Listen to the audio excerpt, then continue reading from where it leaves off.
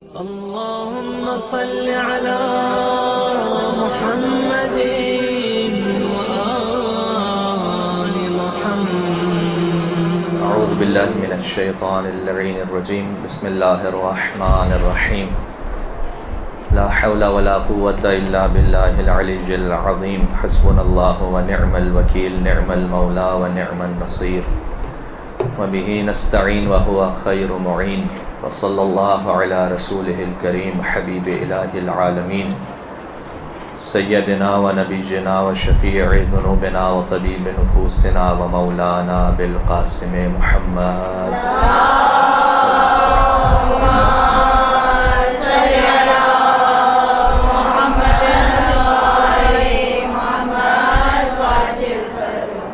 صلی اللہ علیہ وعلى آلہ الطیبین الطاہرین المعصومین المظلومین سیما بقیت اللہ فی الارضین الذین اذهب اللہ عنہم الرجس وطہرہم تطہیرا.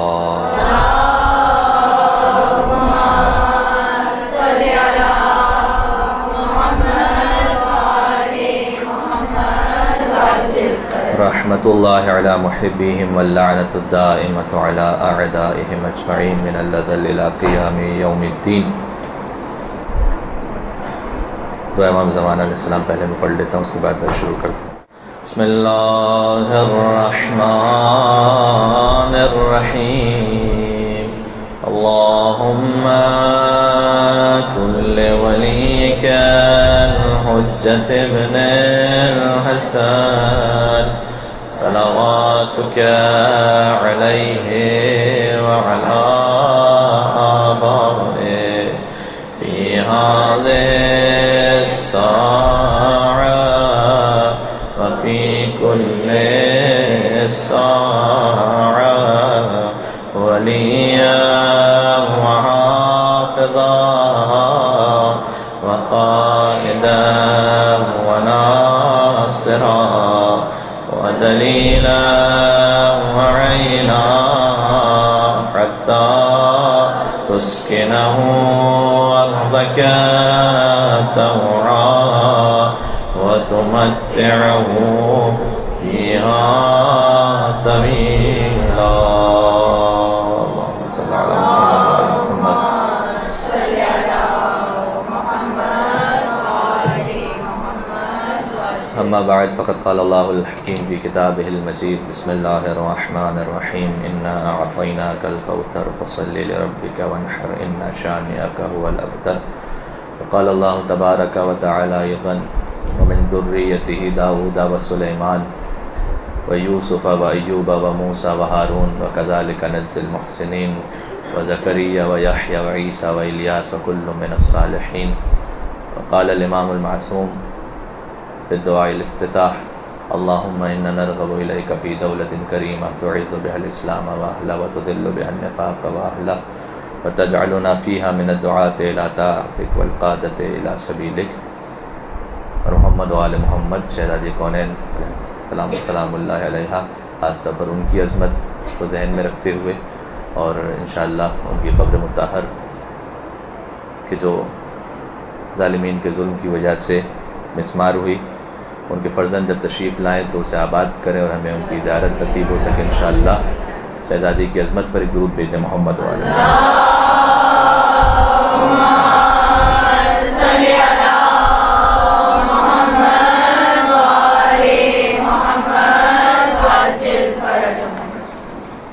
خداوند متعال کا شکر ہے کہ اس نے شہزادی کے چاہنے والوں میں ہمیں قرار دیا ہے. اور اسے کیا ہو گیا پر دیگر نعرہ صلوات.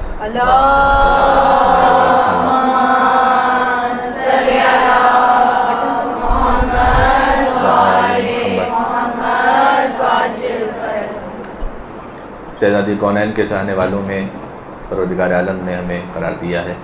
اور جمادی ثانی کا جو مہینہ ہے وہ شہزادی کے نام گرامی سے یوں منسوب ہے کہ شہادت 20 ماہ میں ہے اور تاریخ ولادت 20 ماہ میں ہے. آج شب ولادت ہے شہزادی کونین کی. دنیا کے بعض علاقوں میں آج روز ولادت ہے شہزادی کونین کا. لہٰذا انتہائی مسرت اور انتہائی خوشی کے یہ لمحات ہیں، اور اللہ کا اس بات پر بھی شکر ہے کہ اس نے مجھے یہ توفیق عطا کی ہے کہ ان خوشی کے لمحات میں میں آپ کے سامنے شہزادی کا ذکر کرنے کی سعادت حاصل کر رہا ہوں۔ چونکہ اہل بیت علیہ السلام کے چاہنے والوں کی پہچان جو امام نے روایات میں بیان فرمائی ہے وہ یہ ہے کہ ٹھیک ہے چل رہا ہے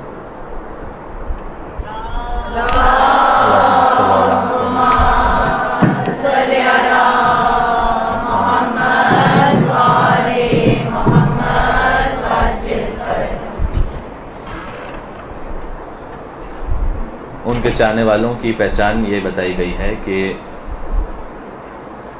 یحزنون بحزننا ویفرحون بفرحنا، یہ کثیر روایات میں جملہ موجود ہے کہ ان کے شیعہ کی جو علامتیں ہیں اس میں سے ایک علامت، بلکہ یہ دو علامتیں ہو جائیں گی، وہ یہ ہے کہ ہمارا شیعہ وہ ہوتا ہے کہ جو ہماری خوشی میں خوش ہوتا ہے اور ہمارے غم میں غمگین ہو جاتا ہے، یہ شیعہ کی علامت ہے۔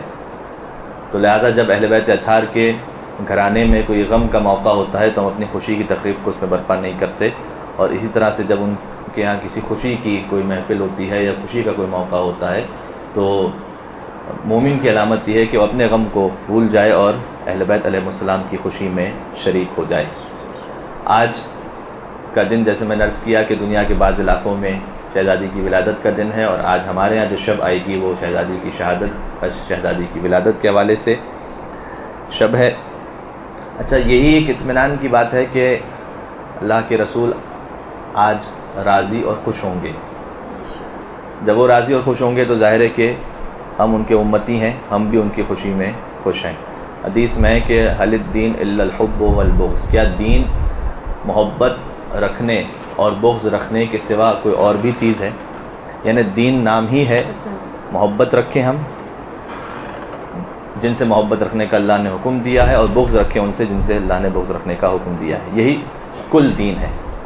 موضوع جو مجھے آج دیا گیا ہے وہ شاید اناؤنسمنٹ بھی ہو چکا ہوگا، شہزادی کونین کے ہی بارے میں ہے اور ان کی زندگی سے کیا کچھ ہم سیکھ سکتے ہیں۔ اچھا، یہ ایک ایسا موضوع ہے کہ اس سے پہلے میں ضروری سمجھتا ہوں کہ کچھ اس کے جو مقدمات ہیں اس کو ہمیں طے کرنا ہوگا۔ ایک بڑی اہم بات ہے وہ یہ کہ سب سے پہلے تو اس بات کا اقرار ہمیں کرنا چاہیے کہ شہزادی کونین کی جو اصل معرفت ہے، ان کے فضائل کو درک کرنا، جب وہ ناممکن ہے تو اسے بیان کرنا بطریق اولا ناممکن ہے۔ اصلاً ان کے فضائل کو درک کرنا، میں آیت اللہ وحید خراسانی کا ایک جملہ آپ کے سامنے عرض کروں کہ انہوں نے محرم کی مجلس سے خطاب کرتے ہوئے یہ جملہ ارشاد فرمایا تھا امام حسین علیہ السلام کے بارے میں۔ انہوں نے فرمایا تھا اللہم صل علی محمد محمد،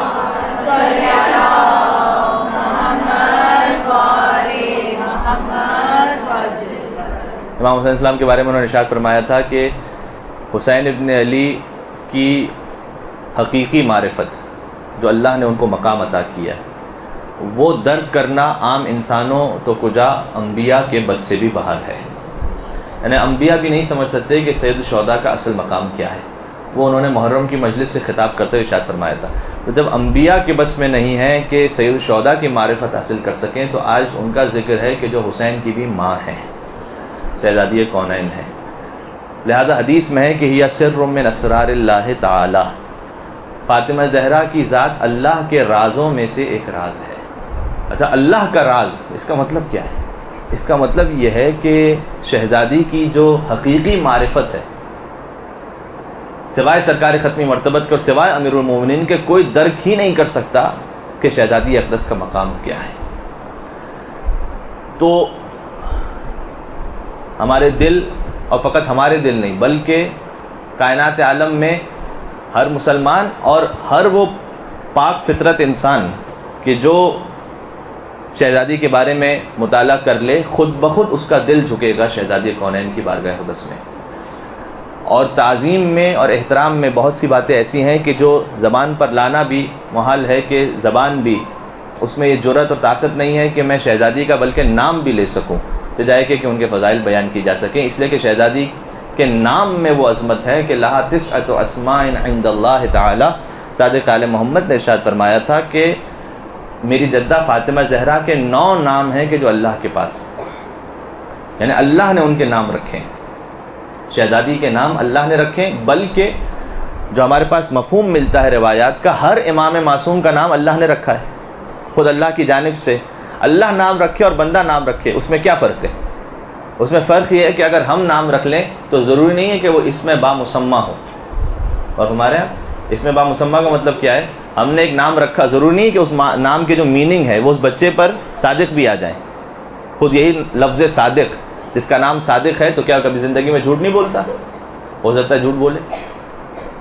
وہ جو ایک تھوڑا سا لطیفہ کہا جاتا ہے کہ ایک شخص آیا دروازے پر اور اس نے کہا کہ میرا نام امیر خان ہے اور میرے باپ کا نام سلطان خان ہے اور میرے دادا کا نام عظیم خان ہے. اس سے پوچھا گیا کہ تم آئے کیوں ہو؟ کہا کہ بھائی 2 وقت کی روٹی دے دو، میں بہت بھوکا ہوں. تو چاہے نام خود کا امیر ہو اور باپ کا نام سلطان ہو اور دادا کا نام عظیم خان ہو، کچھ بھی ہو، لیکن وہ نام ضروری نہیں ہے کہ جس کا جو نام رکھا گیا اس کی زندگی میں ویسا ہی ہو جائے. ٹھیک ہے، ہو سکتا ہے کہ بہت زیادہ جس کا نام جو ہے وہ مثلا شجاعت پہ رکھا گیا ہو، شیر خان، چپکلی سے ڈرتا ہو، بالکل پاسبلٹی. تو جس کا جو نام رکھا گیا ہے ضروری نہیں کہ اس نام پر وہ اس کی ذات صادق بھی آ جائے. اس لیے کہ ہم نام رکھتے ہیں تو ہمیں جو نام اچھا لگ گیا وہ رکھ دیا ہم نے. ہاں البتہ یہ ضرور ہے، لیکن اس پہ یہ گزارش کر دوں کہ حدیث معصوم میں کہ جیسے ہی بچے کی ولادت ہو تو اس کا پہلا حق جو اس کے باپ پر ہے، یعنی باپ کا فرض اور بچے کا حق، وہ یہ ہے کہ یحسن اسمہ، اس کا اچھا نام رکھے، اچھا نام رکھے. یہ اور بلکہ حدیث میں ہمارے پاس حدیث ہے، البتہ یہ آج کے میں سوچ کے نہیں لایا تھا کہ میں اسے بھی بیان کروں گا، لیکن اتفاق سے میری ڈائری میں لکھی ہوئی حدیث تو میں آپ سے یہ پڑھ بھی دوں کہ کسی نے چھٹے امام سے پوچھا تھا کہ اللہم صلی علی محمد وعلی محمد،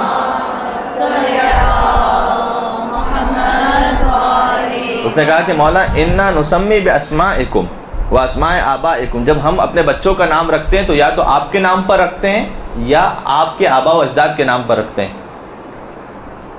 تو کیا فینفعنا ذالک، کیا یہ نام رکھنا ہمیں کوئی فائدہ پہنچائے گا؟ کسی کا نام 5ویں امام کے نام پر محمد باقر ہو، کسی کا نام مثال کے طور پر سید الشہداء کے نام پر ہو، کسی کا نام سرکار ختمی مرتبت کے نام پر ہو، کیا نام رکھنا اسے فائدہ پہنچائے گا؟ امام نے کہا فقال ای واللہ، خدا کی قسم یہ فائدہ پہنچائے گا کہ اگر تمہارے بچوں کا نام ہمارے ناموں پر رکھتے ہو.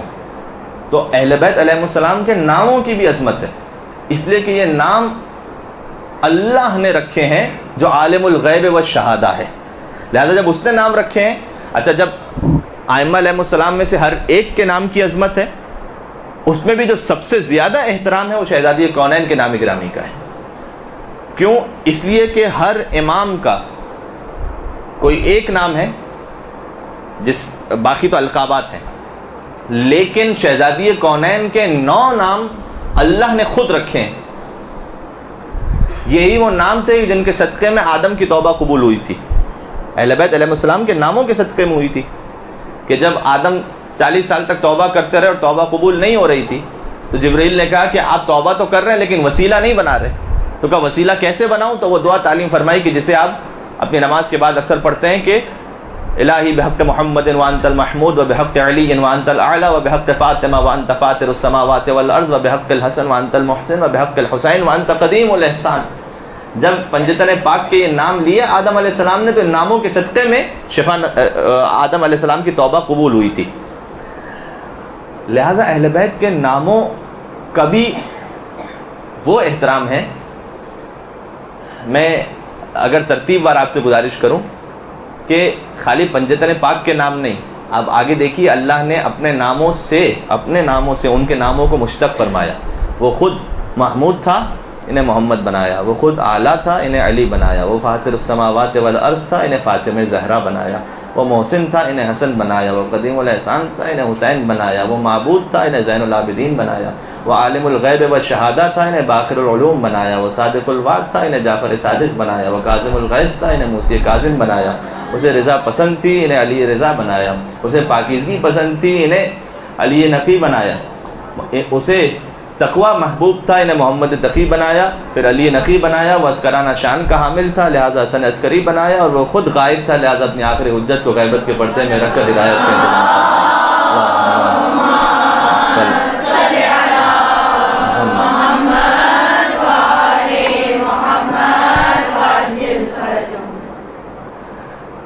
تو ان کے ناموں کا بھی احترام ہے۔ بات میں نہیں چاہتا کہ بہت لمبی ہو جائے اس طرف، اور میرا جو اصل موضوع ہے وہ رہ جائے گا، لیکن بات سے بات آتی ہے تو جی چاہتا ہے کہ پھر یہ پیش بھی کر دوں۔ اچھا، یہ جو ہم مثلا اہل بیت علیہ السلام کے ناموں کی عظمت کو سمجھیں یا ان کے فضائل کو سمجھیں، کبھی کبھار چونکہ مدرسے کی فضا کے حوالے سے بات کر رہا ہوں، ٹھیک ہے نا، یہ بات شاید میں عام مجلس میں نہیں کہہ پاؤں گا، لیکن آپ میں سے بہت سے ایسے ہیں کہ جو پتہ نہیں کتنے سالوں سے ظاہر ہے کس مدرسے میں ہیں، اور بھی مدارس میں شاید آپ پڑھنے کے لیے بھی جا رہی ہوں گی اور پڑھانے کے لیے بھی جا رہی ہوں گی۔ تو بسا اوقات ہم جب اس مدرسے کی فضا میں ہوتے ہیں تو ہم صرف یہ ایکسپیکٹ کر رہے ہوتے ہیں اور ہم صرف یہ چاہ رہے ہوتے ہیں کہ بس ہمیں یہ بتاؤ کہ ہمیں کیا کرنا ہے کیا نہیں کرنا، یعنی بس عمل کی بات کرو، اس سے آگے مثال طور پر ابھی میں ناموں کی معرفت آپ سے گزارش کر رہا ہوں، یا ان کے کیا مقامات ہیں یا ان کی نورانیت کیا ہے، اس حوالے سے ہم اتنا متوجہ بھی نہیں ہوتے ہیں، اور ہم شاید یہ سمجھ رہے ہوتے ہیں بسا اوقات، ہمیشہ نہیں، ہم بسا اوقات سمجھ رہے ہوتے ہیں کہ بس آپ یہ بتائیے کہ شہزادی کی زندگی سے پریکٹیکلی ہمیں کرنا کیا ہے۔ اگر فرض کیجئے کہ وہ تقریر میں نہ آئے کہ پریکٹیکلی آپ کو کیا کرنا ہے، مثلا ان کی گھرداری کے بارے میں، ان کے حجاب، ہم سب جانتے ہیں ظاہر ہے کہ جب شہزادی کا موضوع آئے گا تو حجاب بھی آئے گا، خونس بھی آئے گا، گھرداری بھی آئے گی، باقی چیزیں بھی ساری آئیں گی، لیکن سب سے پہلے خود شہزادی کونین کی ذات کی معرفت، اور ذات سے پہلے تو ان کے نام کی معرفت، یہ کیوں ضروری ہے؟ کیوں ہے ایسا؟ ایسا اس لیے ہے کہ جتنا آپ کی معرفت اہل بیت علیہ السلام کے بارے میں بڑھتی جائے گی، اتنا چاہے آپ وہی 2 رکعت نماز پڑھ رہی ہیں، لیکن جس کی معرفت زیادہ ہوگی اللہ اسے اس 2 رکعت نماز کی وہ جزا عنایت فرمائے گا کہ جیسے حدیث میں ہے کہ عالم کی 2 رکعت نماز عابد کی 70 رکعت نماز سے افضل ہو جاتی ہے۔ جیسے جیسے معرفت بڑھتی جائے گی ویسے ویسے وہی عبادت جو آپ پہلے سے کر رہی ہیں اس کا ثواب اس میں مزید اضافہ ہوتا جائے گا، چونکہ ہم اور آپ جو عبادت انجام دیتے ہیں اس کا ثواب کئی چیزوں پہ ڈیپینڈ کرتا ہے، مثلا خلوص پہ ڈیپینڈ کرتا ہے، ایک بات یہ کہ خلوص ہو اس عبادت میں، ساتھ میں یہ کہ اہل بیت اطہار کی معرفت کس کے پاس کتنی ہے۔ شاید سلمان اور ابو ذر میں عمل کے حساب سے کوئی زیادہ فرق نہیں ہوگا، یعنی مثال کے طور پر سلمان فارسی جو ہے وہ 1000 رکعت نماز پڑھتے تھے اور ابو ذر شاید 500 پڑھتے تھے، لہذا سلمان ایمان کے 10ویں درجے پر ہوئے اور ابو ذر ایمان کے 9ویں درجے پر ہوئے۔ یہ فرق تھا اہل بیت علیہ السلام کے لیے، ان کے دل میں جو معرفت تھی، علی مرتضیٰ کی جو معرفت تھی وہ سلمان کی زیادہ تھی، اتنی زیادہ تھی، لہٰذا امام معصوم نے ارشاد فرمایا کہ لو علم ابو ذر ما فی قلب سلمان لقتلہ، یہاں قلب کی بات ہو رہی ہے کہ اگر ابو ذر کو پتہ چل جائے کہ سلمان کے دل میں علی کی معرفت کیا ہے تو لقتلہ، تو ابو ذر تو برداشت ہی نہیں کر سکیں گے اور قتل کر دیں گے سلمان کو۔ یعنی کیا مطلب ہے؟ یعنی یہ کہ سلمان کے دل میں علی مرتضیٰ کی عظمت اور رفعت اتنی زیادہ تھی کہ ابو ذر کے لیے بھی قابل تحمل نہیں تھا۔ اس کا مطلب یہ ہے کہ اہل بیت علیہ السلام، تھوڑا سا میں نے اس لیے کیا کہ میں مجلس میں بات نہیں کر سکتا، آپ تھوڑا سطح علمی سے بات اور سطح عام عمومی سطح سے بات اوپر لے جاتے ہیں، یعنی اس کا مطلب یہ ہے کہ ہمیں عمل بھی کرنا ہے لیکن ساتھ ساتھ اہل بیت علیہ السلام کے سلسلے میں اپنی معرفت میں بھی ہمیں اضافہ کرنا ہے کہ ان کے فضائل کیا تھے، ان کے ناموں کی عظمت مثال طور پر کیا تھی، ان کی خلقت کیسے پروردگار عالم کی بارگاہ میں ہوئی، کیا ان کا نور تھا۔ یہ جیسے جیسے آپ کی معرفت بڑھتی جائے گی تو میں آپ سے ایک حدیث نہیں عالم دین کا جملہ وہ گزارش کروں۔ آیت اللہ عراقی کے نام سے کون واقف نہیں ہوگا؟ آیت اللہ عراقی جو مرجع تقلید مختصر سے زمانے میں رہے لیکن بہت عظیم مرجع تھے، بی بی معصومہ قم کے حرم میں دفن ہے۔ مدرسہ فیضیہ جو ساتھ میں ہے بالکل جہاں سے انقلاب کا آغاز ہوا تھا، بی بی معصومہ قم کے حرم کے ساتھ تھے، وہاں پر جماعت نماز پڑھایا کرتے تھے ظہرین کی، اور اس کے بعد جاتے تھے بی بی معصومہ قم کے حرم میں اور وہاں جا کر زیارت پڑھا کرتے تھے شہزادی معصومہ فاطمہ زہرا حضرت فاطمہ معصومہ سلام اللہ علیہ، درود بھیج دیں محمد و آل محمد صلی اللہ علیہ وسلم۔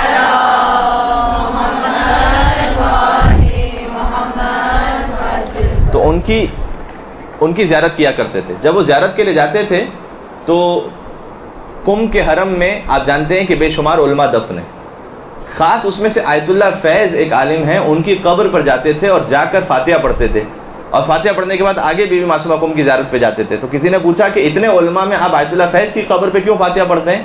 تو انہوں نے جواب دیا کہ اس شخص کا ایک احسان ہے مجھ پر، اور وہ احسان یہ ہے کہ اس نے جب یہ زندہ تھے تو انہوں نے فضیلت علی کی مجھے ایک حدیث ایسی سنائی تھی جو اس سے پہلے میں نے نہیں سنی تھی، لہذا اس شخص کا یہ احسان ہے کہ اس نے علی کی معرفت جو میرے اندر تھی اس میں کچھ اضافہ کیا، لہذا اب اس احسان کے طور پر میں آتا ہوں تو شہزادی معصومہ قم کی زیارت سے پہلے ان کی قبر پہ فاتحہ پڑھتا ہوں، اس کے بعد جا کے بی بی کی زیارت کرتا ہوں۔ اب غور فرمائیں، یعنی مطلب یہ ہے کہ خود اصل ان فضائل کو سننا یہ ثواب تو ہے ہی، ان کا جاننا جب یہ آپ جانتی جائیں گی اور اہل بیت علیہ السلام کی معرفت اور بڑھتی چلی جائے گی، معرفت یعنی پہچان، جب وہ اور بڑھتی چلی جائے گی اور اس میں اضافہ ہوتا چلا جائے گا تو خود آپ کی وہ عبادتیں کہ جو آپ وہی روٹین میں انجام دے رہی ہیں اس کا ثواب اور اس کی جزا اس میں بھی اضافہ ہوتا چلا جائے گا۔ اور ہمارے یہ روایات کا مفہوم ہے جو میں نے آپ سے گزارش کیا۔ تو ابھی جو شہزادی کے نام پر ہم بات کر رہے تھے کہ ہم نے عرض کیا کہ ائمہ علیہ السلام کے جو نام گرامی ہیں وہ اللہ نے رکھے ہیں۔ قرآن کریم کی ایک آیت بھی ہے اس پر، سورہ مبارکہ ہجر کی آیت ہے، ہوم ورک آپ کے لیے کہ نمبر آپ خود تلاش کیجئے گا۔ بسم اللہ الرحمن الرحیم، وَلَقَدْ آتَيْنَاكَ سَبْعًا مِّنَ الْمَثَانِي وَالْقُرْآنِ الْعَظِيمِ، اے رسول ہم نے آپ کو ایک تو قرآن عطا کیا ہے اور ساتھ وہ چیزیں عطا کی ہیں کہ جو تکرار ہوتی ہیں۔ یہ قرآن میں یہ ساتھ کیا ہیں جو تکرار ہوتی ہیں؟ ایک سادہ اس کی تفسیر یہ ہے جو شیعہ سنی دونوں تفاسیر میں ہے کہ سورہ مبارکہ الحم کی 7 آیتیں، اور سورہ مبارکہ الحم چونکہ ہر نماز میں تکرار ہوتا ہے لہٰذا اللہ نے خاص اس کا الگ سے ذکر کیا ہے کہ ایک تو ہم نے آپ کو قرآن عطا کیا ہے اور ساتھ وہ کہ جو یعنی یہ 7 آیتیں ریپیٹ ہوتی ہیں۔ سورہ الحم 2 مرتبہ نازل بھی ہوا ہے ریپیٹ ہو کر، یعنی ایک مکہ میں ایک مدینہ میں۔ لیکن امام معصوم نے ارشاد فرمایا کہ نحن واللہ السبع المثانی، خدا کی قسم اصل وہ 7 چیزیں کہ جو اللہ نے حضور کو عطا فرمائی ہیں وہ تو ہم ہیں۔ اب 7 جو ہم ہیں اس کا مطلب کیا ہے، یعنی کیسے اس کی آپ جسٹیفیکیشن کریں گے اس کو؟ یہاں پر پنجتن 5 کا عدد نہیں ہے، یہاں پر 12 کا عدد نہیں ہے، یہاں پر 14 کا عدد نہیں ہے، یہاں پر 7 کا عدد ہے۔ لہذا علماء نے جب اس کو حل کرنے کی کوشش کی تو انہوں نے فرمایا کہ امام معصوم نے جب یہ کہا ہے کہ ہم یہ 7 ہیں جو تکرار ہو رہے ہیں، یہاں پر اللہ اہل بیت علیہ السلام کے ناموں کی بات کر رہا ہے۔ اب غور فرمائیے گا 14 معصومین میں جو نام ہیں وہ تو 7 ہی ہیں جو کہ تکرار ہو رہے ہیں۔ آپ ابتدا سے شروع کیجئے، سرکار ختمی مرتبت کا نام، اچھا اب میں ظاہر ہے کہ ایک ایک نام پر اگر آپ درود پڑھتی جائیں گی تو بیچ میں آپ دل میں درود پڑھتے جائیے گا تاکہ میں نام لائن سے لیتا جاؤں۔ سرکار ختمی مرتبت کا نام محمد صلی اللہ علیہ وآلہ وسلم، پھر امیر المومنین کا نام علی، شہزادی کونین کا نام فاطمہ، حسن اور حسین، پنجتن 5، یہ 5 نام ہو گئے۔ چوتھے امام لقب زین العابدین ہے، نام تو علی ہے کہ جو تکرار ہو رہا ہے۔ 5ویں امام لقب باقر ہے، نام تو محمد ہے کہ جو تکرار ہو رہا ہے۔ 6ٹھے امام نام ہے ان کا جعفر، یہ نیا نام ہے۔ 7ویں امام نام ان کا موسیٰ، لقب ہے کاظم، یہ نیا نام ہے۔ 7 نام ہو گئے۔ اس کے بعد 8ویں امام علی، لقب تو وہ رضا ہے لیکن نام تو علی ہے۔ 9ویں امام لقب تقی ہے، نام تو محمد ہے۔ 10ویں امام لقب نقی ہے، نام تو علی ہے۔ 11ویں امام کا بھی نام حسن ہے، لقب عسکری ہے۔ اور آخری امام تو وہ ہیں کہ جن کا نام حضور نے فرمایا کہ ان کا نام میرے نام پر ہوگا، اس کی کنیت میری کنیت پر ہوگی، وہ دنیا کو عدل و انصاف سے ویسے بھر دے گا جیسے دنیا ظلم و جور سے بھری ہوگی۔ اللہم صل علی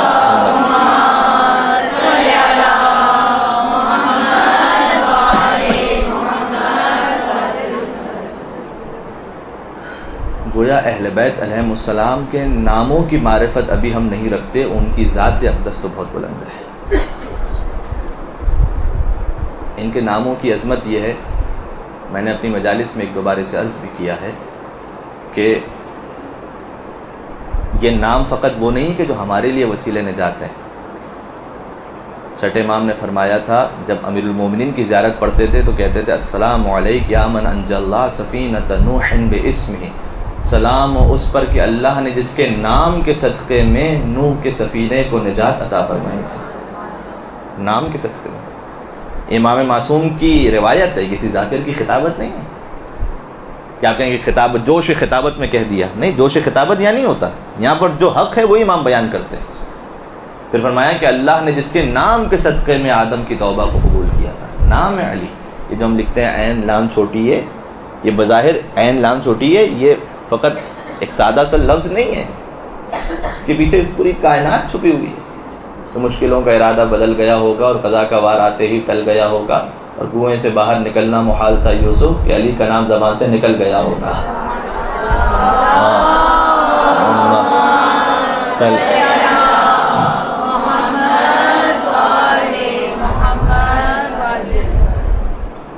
اب آ جائیے شہزادی کونین کے نام گرامی پر. جو 9 نام ہیں بی بی کے، ان 9 ناموں پر آج ظاہرے کے بات نہیں ہو پائے گی پوری ڈیٹیل سے. میں نے فقط پہلا پوائنٹ اسٹیبلش کیا. سب سے پہلے تو ہم نے عرض کیا کہ شیعہ وہ ہوتا ہے جو اہل بیت کی خوشی میں خوش ہوتا ہے، ان کے غم میں غمگین ہو جاتا ہے. اور دوسرا یہ کہ اہل بیت ہیں کون، ان کی معرفت یہ ہے کہ ان کے ناموں کی عظمت اتنی زیادہ ہے، ٹھیک ہے، تو ان کی جو ذات کے فضائل ہیں وہ کس حد تک ہوں گے. اور ناموں میں شہزادی کونین کے 9 نام، اس میں سے جو مشہور ترین نام ہے وہ فاطمہ.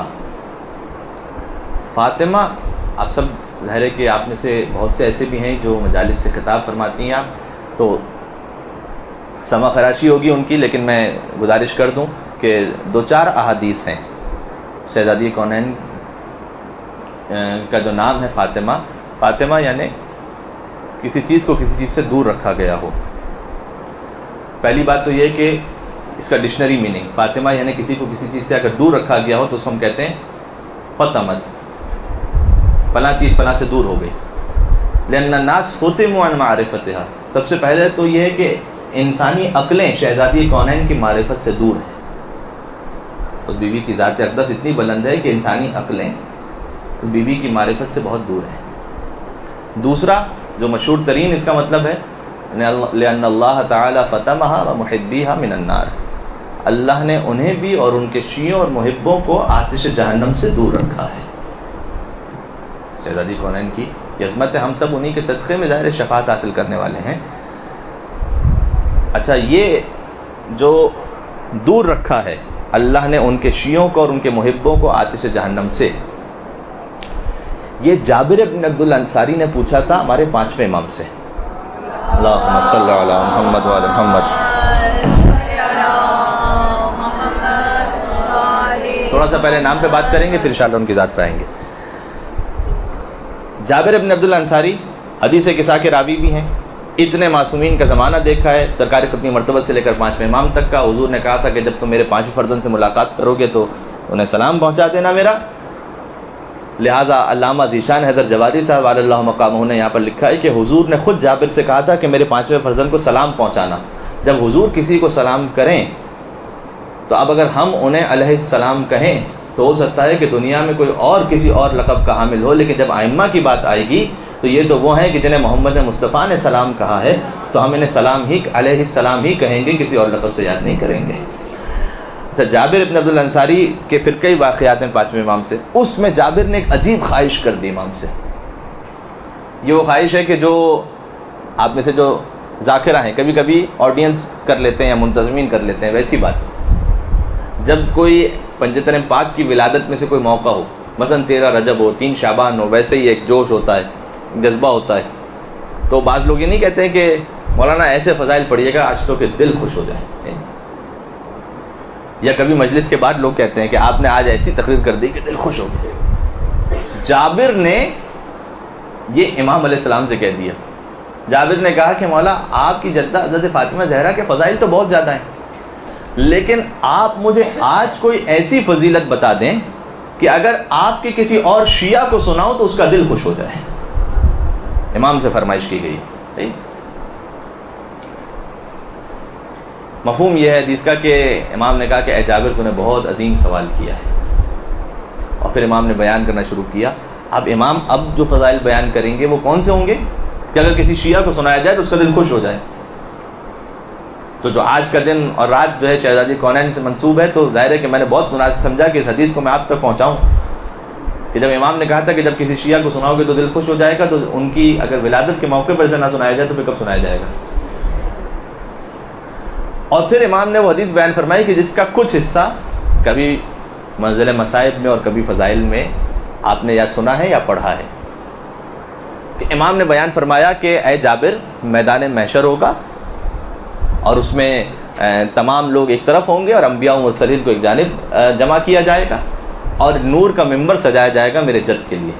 اور جب نور کا ممبر سج جائے گا تو پروردگار کی آواز آئے گی کہ اخطب یا محمد، اے محمد مصطفیٰ آپ خطبہ ارشاد فرمائیے. پروردگار یہ کہے گا اور حضور ایک خطبہ ارشاد فرمائیں گے کہ جو کسی نبی نے آج تک ایسا خطبہ نہیں سنا ہوگا، وہ عظیم اور فصیح و بلیغ خطبہ. اس کے بعد تمام اوصیاء کو جمع کیا جائے گا اور امیر المومنین کے لیے نور کا ممبر سجایا جائے گا. اور پھر مولا علی علیہ السلام سے کہا جائے گا کہ آپ ایک ایسا خطبہ ارشاد فرمائے، اور مولا علی وہ خطبہ ارشاد فرمائیں گے جو کسی ولی نے اور کسی وسیع نے آج تک نہیں سنا ہوگا. اس کے بعد امام حسن امام حسین السلام کے لیے ایک ممبر لگایا جائے گا اور پھر وہ امام حسن امام حسین السلام وہ خطبہ ارشاد فرمائیں گے جو آج تک کسی نبی کی آل نے ایسا خطبہ نہیں سنا ہوگا. 5 امام نے بیان فرمایا 4 خطبے ہوں گے میدان محشر میں. رسول اللہ کا خطبہ، اس کے بعد علی مرتضیٰ کا خطبہ، اس کے بعد حسنین کریمین کے 2 خطبات. اب پنجتن تو 5 ہیں، 4 خطبے ہو چکے ہیں. پھر اس کے بعد پروردگار کی آواز آئے گی کہ اپنے سروں کو جھکاؤ، وغضوا ابصارکم، اے محشر والوں اپنی نگاہوں کو بند کرو. اور پھر نور کی وہ سواری کہ جسے 1,00,000 ملائکہ نے دائیں طرف سے اٹھایا ہوگا اور 1,00,000 ملائکہ نے بائیں طرف سے اٹھایا ہوگا اور 1,00,000 ملائکہ نے آگے سے اور 1,00,000 ملائکہ نے اس سواری کو پیچھے سے اٹھایا ہوگا، جس میں کچھ خواتین موجود ہوں گی کہ جن کی سردار ہوں گی حسنین کریمین کی ماں شہزادی فاطمہ زہرا سلام اللہ محمد.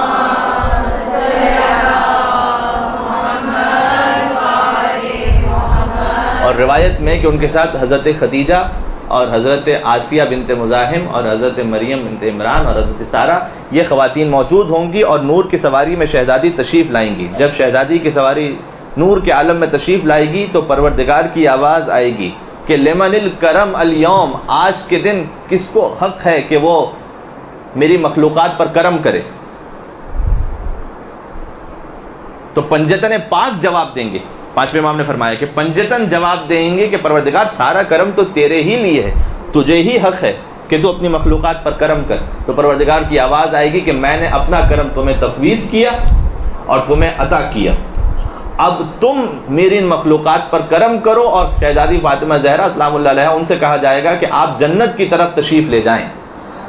جب شہزادی جنت کی طرف تشریف لے جائیں گی تو ان کی سواری جو نور کی سواری ہوگی جنت کے دروازے پر رک جائے گی. اور حدیث میں ہے کہ بی بھی التفات فرمائیں گی. التفات کا لفظ عربی زبان میں وہاں استعمال ہوتا ہے جیسے آپ کسی سے کچھ کہنا چاہتے ہیں. تو پروردگار کی بارگاہ میں شہزادی کونین ملتفت ہوں گی اور کچھ کہنا چاہیں گی. تو پروردگار کی آواز آئے گی کہ اے فاطمہ زہرا میں نے آپ کو جنت عطا کر دی ہے، آپ جنت سے باہر کیوں توقف فرما رہی ہیں؟ تو اس وقت بیوی کہیں گی کہ پروردگار آج میں چاہتی ہوں اور میں پسند کرتی ہوں کہ میری قدر و منزلت اور میرے فضائل اہل محشر کے سامنے بیان کیے جائیں. شہزادی یہ چاہیں گی کہ آج میں چاہتی ہوں کہ میری قدر کتنی ہے وہ سب اہل محشر کو پتہ چلے. تو اس وقت پروردگار کی صدا آئے گی کہ آپ کی اس وقت منزلت اور قدر اتنی ہے کہ آپ اور آپ کی اولاد کے جو شیعہ ہیں یہاں پر آپ منتخب کرتی جائیں، وہ بغیر حساب اور کتاب کے جنت میں داخل ہوں گے. اور شہزادی حدیث میں وہ مشہور جملہ پھر ہے کہ شہزادی اپنے محبوں کو اور اپنے شیعوں کو ویسے چن لیں گی جیسے ایک پرندہ اچھے دانوں کو فاسد دانوں سے جدا کر دیا کرتا ہے. اور شہزادی اپنے شیعہ اور اپنے محب کو ایک ایک کر کے جدا کرتی جائیں گی، جدا کرتی جائیں گی، جدا کرتی جائیں گی، یہاں تک کہ جب شیعہ اور محب جدا ہو جائیں گے اور یہ شیعہ اور یہ محب فاطمہ زہرا کے صدقے میں انہیں شفاعت مل جائے گی اور یہ جنت کی طرف جانا شروع ہوں گے. اب آپ غور فرمائیے گا شہزادی کے صدقے میں اللہ نے آپ کو بھی کیا مقام عطا کیا ہے. جب اب آپ میدان محشر میں اس تصور کو اپنے ذہن میں لے کر آئیے کہ پورا میدان محشر لگا ہے اور پہلے رسول اللہ نے خطبہ دیا اور پھر مولا علی نے دیا اور امام حسن نے دیا اور امام حسین نے دیا اور پھر شہزادی کی سواری آئی اور شہزادی کی سواری جب آئی اور جنت کے پاس پہنچی اور جنت کے پاس پہنچنے کے بعد اللہ نے کہا اور ہم اس دعا کے ساتھ کہ شہزادی ہمارا بھی انشاءاللہ انتخاب فرمائے وہاں پر. اور جب شہزادی نے انشاءاللہ آپ کا انتخاب فرما دیا اور پروردگار کا حکم ہوگا کہ اے فاطمہ زہرا کے محبو تم جنت میں جانا شروع ہو، تو فاطمہ زہرا کے محب اور شیعہ 5ویں امام نے بیان فرمایا وہ بھی رک جائیں گے، جنت میں داخل نہیں ہوں گے اور پروردگار سے کہیں گے پروردگار آج ہم بھی چاہتے ہیں کہ ہمارا مقام اور ہماری منزلت بھی واضح ہو. آج ہم بھی چاہتے ہیں ہمارے کیا فضائل ہیں، آپ کے فضائل کیا فضائل ہیں ہمارے، وہ واضح ہوں اہل محشر کے سامنے. تو پروردگار کی آواز آئے گی کہ اے فاطمہ زہرا کے شیعوں اور محبوں، یہ جو اہل محشر جتنے بچے ہیں ان میں سے کسی نے تمہیں نام فاطمہ زہرا پر کھانا کھلایا ہو، یا جس کسی نے تمہیں نام فاطمہ زہرا پر پانی پلایا ہو، یا جس کسی نے تمہیں نام فاطمہ زہرا پر لباس عطا کیا ہو، یا جس کسی نے کسی محفل میں نام فاطمہ زہرا پر تم سے غیبت کو دور کیا ہو. یعنی کیا مطلب؟ کسی محفل میں کسی کی برائی ہو رہی تھی، آپ نے کہا نہیں وہ فاطمہ زہرا کا محب ہے، وہ مولا علی کا چاہنے والا ہے، وہ شیعہ ہے، وہ مومن ہے، ایسے اس کا نام نہیں لو. آپ نے دفاع کیا. کبھی کھانا کھلا دینا آسان ہوتا ہے، کسی مومن کا دفاع کرنا مشکل ہوتا ہے، کیونکہ شیطان یہ بہکاتا ہے کہ میرا اس میں کیا کنسرن ہے، میرا کیا لینا دینا، میری تو کوئی برائی نہیں ہو رہی، اس کا نام لیا جا رہا ہے. نہیں، جب غیبت ہو رہی کسی مومن کی، اگر دفاع کیا ہے، پروردگار کہے گا جس کسی نے نام فاطمہ زہرا پر کھانا کھلایا ہو، پانی پلایا ہو، لباس دیا ہو، یا کسی مومن سے غیبت کو دور کیا ہو، آج فاطمہ زہرا کے شیعوں اور محبوں کو یہ حق ہے کہ وہ ان کی بھی شفاعت کریں. لہذا یہ شیعہ اور محب ان لوگوں کی شفاعت کریں گے. اور یہ یعنی پانچویں امام نے فرمایا کہ لہذا جب یہ حدیث کسی تم شیعہ کو سناؤ گے تو اس کا دل خوش اور راضی ہو جائے گا. اور پھر امام نے فرمایا کہ اتنے لوگوں کی شفاعت ہو جائے گی نام فاطمہ زہرا پر کہ سوائے کافر کے اور سوائے منافق کے اور سوائے اس کے کہ جس کے دل میں اہل بیت کے فضائل کے بارے میں شک تھا، ہر ایک فاطمہ زہرا کے نام کے صدقے میں جنت میں داخل ہو جائے گا.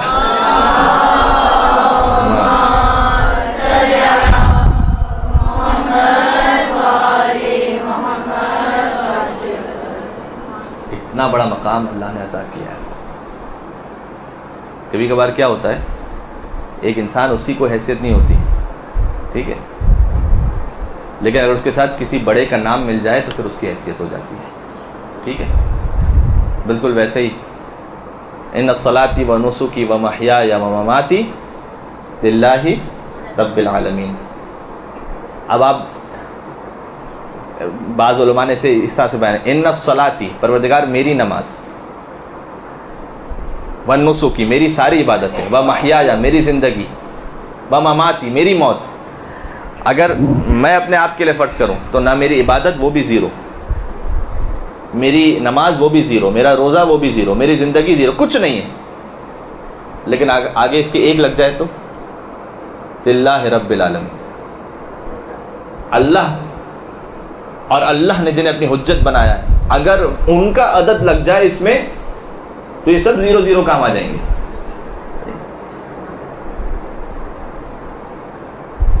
بس میرا کام ہے کہ زیرو تو کم از کم لے کے جاؤں، کم از کم یہ تو ہو. کچھ کے پاس زیرو بھی نہیں ہوتا. جو آیت اللہ خواجہ نصیر الدین طوسی جنہوں نے بڑی خدمت کی ہے مذہب اہل بیت کی، اور کاظمین کے حرم میں دفن ہے، مولا باب الحوائج کے حرم مطہر میں دفن ہے ماشاءاللہ سے.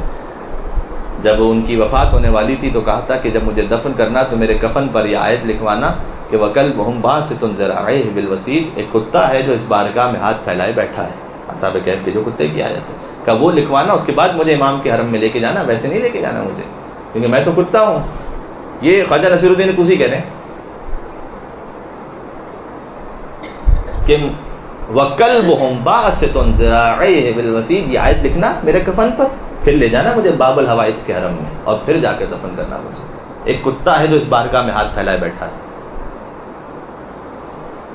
اب میں آپ کے لیے کہنے کی جرت نہیں کرتا، میں اپنے آپ کے لیے کہتا ہوں، شاید در اہل بیت کا کتا بھی میں نہیں بن پایا، یہ لیاقت حاصل نہیں کر سکا. خلاصہ کیا ہوا؟ خلاصہ یہ ہوا کہ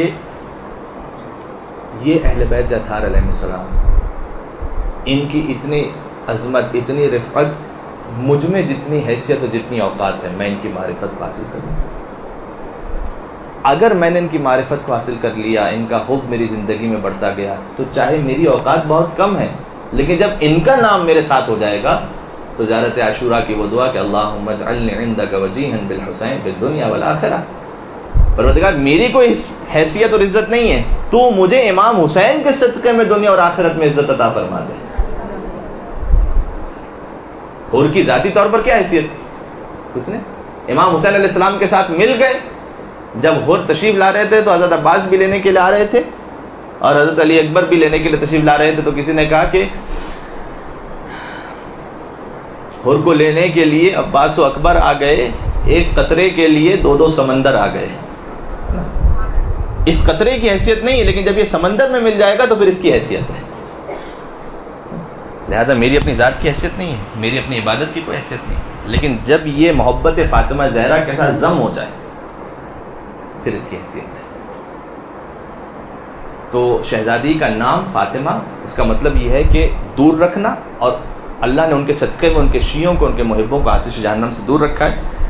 میں پھر ایک زہرا کے نام پر تھوڑی سی بات کروں، ایک حدیث آپ کو سناؤں، اور اس کے بعد ہم تھوڑا سا شہزادی کی ذات اقدس کے بارے میں آتے ہیں.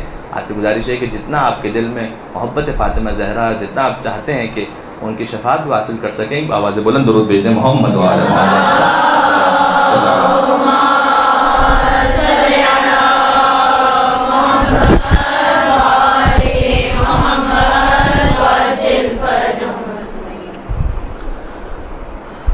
دوسرا جو مشہور ترین نام ہے شہزادی کونین کا وہ ہے زہرا.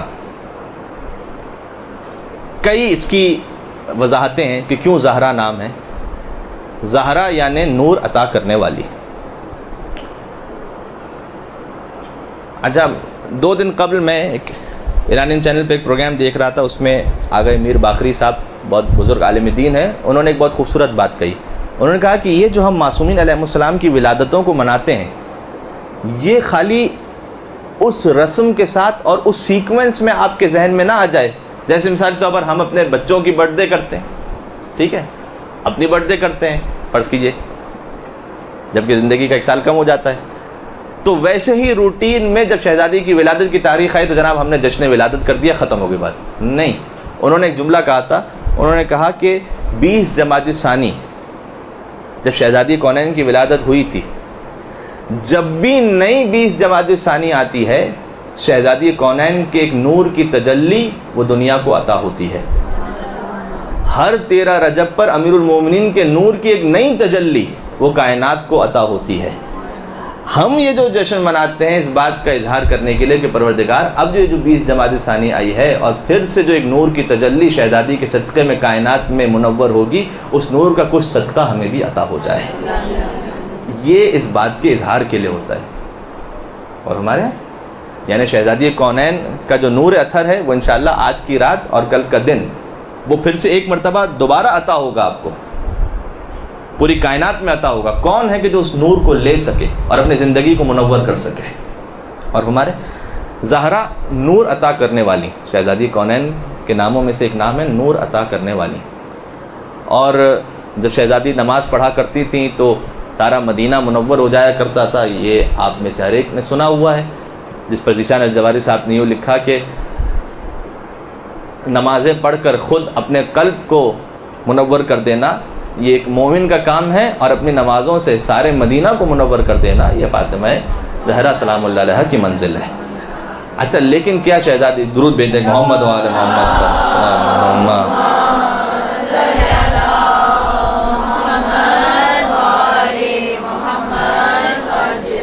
وقت میرے پاس ختم ہوتا جا رہا ہے، مجھے جلدی سے آگے بھی بڑھنا ہے. اچھا، تصور فرمائیے گا، کیا شہزادی کا جو نور اثر ہے، ان کے نور سے زمین والے فقط فیضیاب ہوتے ہیں؟ ظاہر ہے کہ آسمان والے بھی فیضیاب ہوتے ہیں. ٹھیک ہے، کیسے فیضیاب ہوتے ہیں؟ ایک بہت طویل حدیث ہے، میں اس کے 6-7 جملے پڑھوں گا خالی. امام معصوم نے فرمایا کہ فلما اراد اللہ ان یبلو الملائکہ ارسل علیہم سحابا مظلمہ. اللہ نے ایک موقع پر چاہا کہ ملائکہ کا امتحان لے، تو اس نے جہاں ملائکہ تھے وہاں پر سیاہ بادل کو بھیج دیا. فکانت الملائکہ لا تنظر اولہا من آخرہا. تو ملائکہ پر ایسا اندھیرا چھا گیا کہ ملائکہ میں سے پہلا آخری کو دیکھ نہیں سکتا تھا، ولا آخرہا من اولہا، اور نہیں آخری پہلے کو دیکھ سکتا تھا. اللہ نے چاہا کہ میں جہاں ملائکہ ہیں وہاں اندھیرا کر دوں. اب دیکھیں کہ یہ کیا کہتے ہیں سامنے. ملائکہ کا امتحان اللہ لینا چاہتا تھا.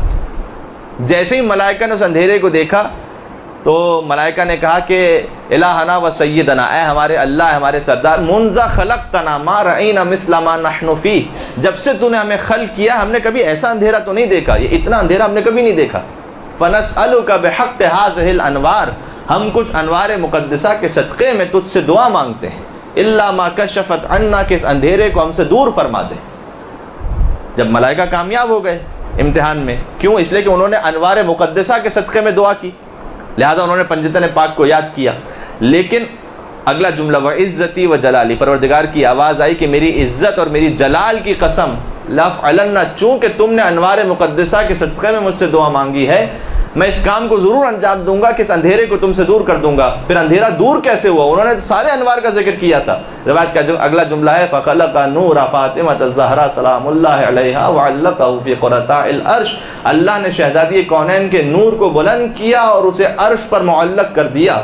تو جیسے ہی فاطمہ زہرا کا نور عرش الہی کی بلندیوں تک پہنچا فظہرت السماوات السبع والارضون السبع، تو فاطمہ زہرا کے نور کا صدقہ تھا کہ ساتوں زمینیں بھی روشن ہو گئیں اور ساتوں آسمان بھی روشن ہو گئے.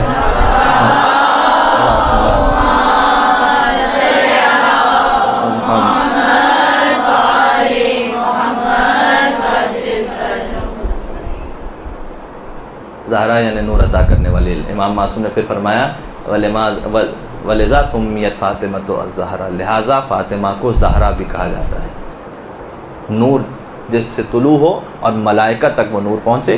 جب ملائکہ نے اس نور کو دیکھا تو کانت الملائکہ یسبح اللہ ویقدسہ، ملائکہ تسبیح کرنے لگے اور تقدیس پروردگار کرنے لگے. جب تسبیح و تقدیس ملائکہ کی مکمل ہوئی وقال اللہ عز وجل وعزتی و جلالی، خدا عز و جل نے کہا کہ مجھے میری عزت اور جلال کی قسم لأجعلن ثواب تسبیحکم و تقدیسکم الی یوم القیامہ، میں تمہاری تسبیح اور تقدیس کے ثواب کو لکھ دوں گا قیامت تک کے لیے. کن کے نامہ اعمال میں؟ لمحب هذه المرأة، فاطمہ زہرا کے محبوں کے نامہ اعمال میں. یعنی آپ کے نامہ اعمال میں ملائکہ کی تسبیح لکھی جائے گی اور تقدیس لکھی جائے گی. لمحب هذه المرأة وہی پھر حدیث قصہ کا جملہ ہے لیکن گرامر کے اعتبار سے تھوڑا فرق کے ساتھ لمحب هذه المرأة وابیہا وبعلہا وبنیہا، اس بیوی کے چاہنے والوں کے نام، ان کے بابا کے چاہنے والوں کے نام، ان کے شوہر کے چاہنے والوں کے نام اور ان کی اولاد کے چاہنے والوں کے نام. یہ ہے شہزادی کونین کی وہ کچھ معرفت جو میں آپ تک تھوڑی سی انشاءاللہ منتقل کر پایا، کہ جن کے ذہن میں پہلے سے یہ تھا ان کے لیے دوبارہ سے ایک ذکر ہو گیا، اور جن کے ذہن میں نہیں تھا وہ سمجھ پائیں کہ ہم جس شہزادی کو ماننے والے ہیں وہ واقعاً اللہ کے رازوں میں سے ایک راز ہے.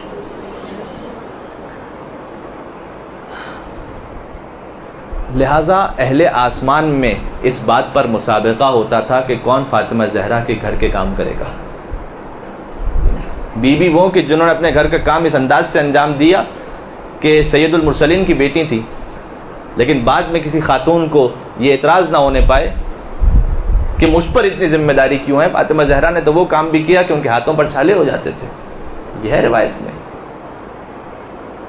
حتیٰ چکی پر خون کے نشانات، یہ علامہ نقن صاحب نے لکھا ہے. چکی چلانا کوئی اتنا آسان تو نہیں ہوتا تھا. اس وقت شہزادی کونین نے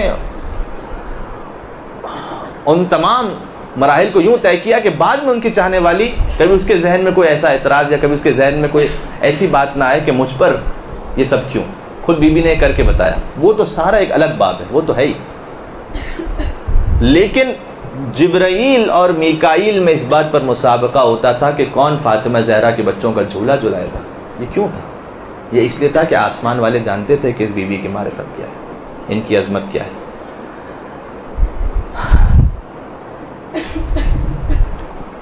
اب جہاں شہزادی کا ذکر ہو اور ان کی ولادت کا موقع ہے تو میں تقریباً پتہ نہیں 55 منٹ گزر گئے. آخر میں بات کو لے کر یوں آتا ہوں کہ پوری کائنات میں جو اللہ نے نظام رکھا ہے، فاطمہ زہرا سلام اللہ علیہا کے لیے اپنے نظام میں یوں تبدیلی کی پروردگار نے کہ دنیا میں ہر انسان کی نسل بیٹے سے آگے بڑھتی ہے، لیکن رسول اللہ کی نسل کو بیٹی سے آگے بڑھایا. یہ شہزادی کے لیے ایک اور خاص مقام ہے. اچھا، ہم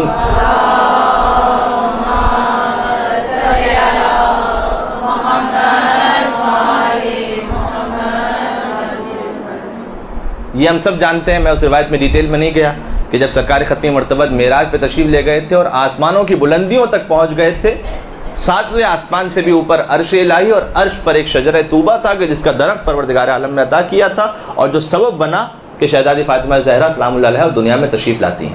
ٹھیک ہے، ظاہر ہے کہ میں اس سے زیادہ کھول کے بیان بھی نہیں کر سکتا. اچھا وہ جو پھل سبب بنا، یہ ہمارے دماغوں میں ظاہر ہے کہ جب مولا علیہ السلام نے بھی ارشاد فرمایا نا کہ جنت کی ہر چیز جتنا تم نے سنا ہے اس سے زیادہ عظیم ہوگی. یہ جو ہمیں کہا جاتا ہے دودھ کی نہریں ہیں اور شہد کی نہریں ہیں، تو ایک سوال یہ ذہن میں آ سکتا ہے کہ بھائی دودھ کی نہروں کا میں کیا کروں گا، کتنا پی لوں گا، اس میں اوپر سے ڈائیو لگاؤں گا یا سوئمنگ کروں گا، یا شہد میں کیا کر لوں گا، ذہن میں سوال ہے. تو ابھی اس وقت جو ہماری عقل ہے وہ اس بات کو درک نہیں کر سکتی کہ جنت کی نعمتیں، اس کی جو اتنی وسعت ہے وہ کیوں ہے. اور آیت اللہ ناصر مکارم شیرازی نے لکھا تھا کہ ہم میں اور جنت میں ویسی ہی نسبت ہے کہ جیسے بالکل ایک بچہ جو شکم مادر میں ہو اس کو آپ سمجھانا چاہیں کہ دنیا کی کیا حیثیت ہے.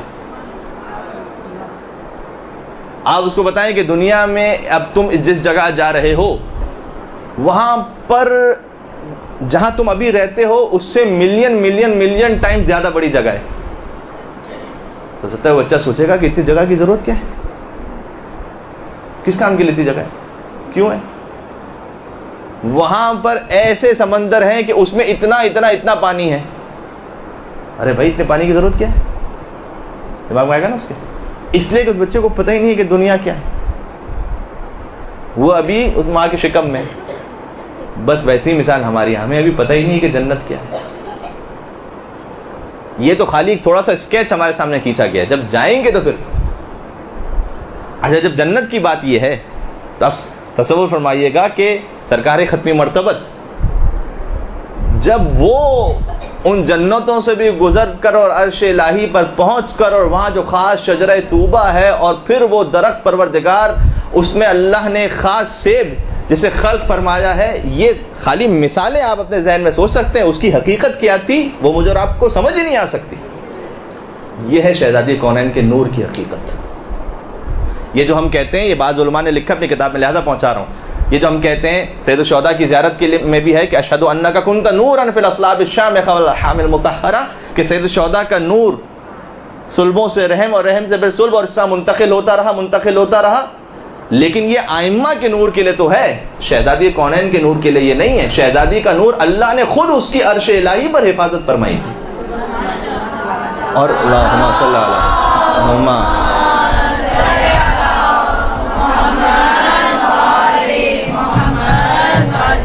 عرش کی بلندیوں پر فاطمہ زہرا کے نور کو خلق کرنا اور اس کی حفاظت کرنا، یہ خود پروردگار نے اپنے ہاتھوں سے انجام دیا تھا، خود پروردگار نے کام کیا تھا. اور پھر وہ نور اس سیب کی صورت میں عطا کیا گیا سرکار ختمی مرتبت کو، یعنی درمیان میں اور کوئی واسطہ نہیں. آپ غور فرمائیے شہزادی کی عظمت کیا ہے. یہ نہیں کہ حضرت آدم سے حضرت نوح اور پھر یہ منتقل ہوتے جیسے باقی ائمہ کا نور ہے، وہ سب بھی اس میں کوئی ایک بھی ایسا نہیں تھا کہ جو فاسق ہو یا کافر ہو. لیکن شہزادی کونین کے نور پہ اتنا اہتمام برتا پروردگار عالم نے کہ براہ راست اپنے حبیب کو عطا فرمایا، کوئی اور واسطہ نہیں ہے درمیان میں. وہ نور عطا ہوا اور اس نور کے سبب شہزادی کونین کی خلقت ہوئی. لہٰذا ہر باپ اپنی بیٹی کو چومتا تو ہے، لیکن سرکار ختمی مرتبہ سونگھا بھی کرتے تھے اپنی بیٹی کو، کیونکہ کہا کرتے تھے کہ انی اشم رائحۃ الجنہ منہا، میں فاطمہ زہرا سے جنت کی خوشبو کو سونگھتا ہوں، کیونکہ بیوی کا نور وہاں سے براہ راست آیا ہوا تھا. لہذا حضور جنت کی خوشبو کو. اور یہاں پر ایک جملہ اور گزارش کروں جو بزرگ علماء نے لکھا ہے، کہا یہ جو حضور کہہ رہے کہ میں جنت کی خوشبو کو سونگھتا ہوں فاطمہ زہرا سے، یہ ہماری اور آپ کی جنت نہیں ہے، یہ سرکار ختمی مرتبت کی جنت ہے. حضور اپنی جنت کی خوشبو کو فاطمہ زہرا سے استشمام کرتے تھے کہ خدا مصطفیٰ مرتضیٰ سبھی ولی ہیں اور ولایت کی عزت فقط فاطمہ ہے، کہ زمانے کی جنت نہ جانے کہاں ہو، محمد کی جنت فقط فاطمہ ہے.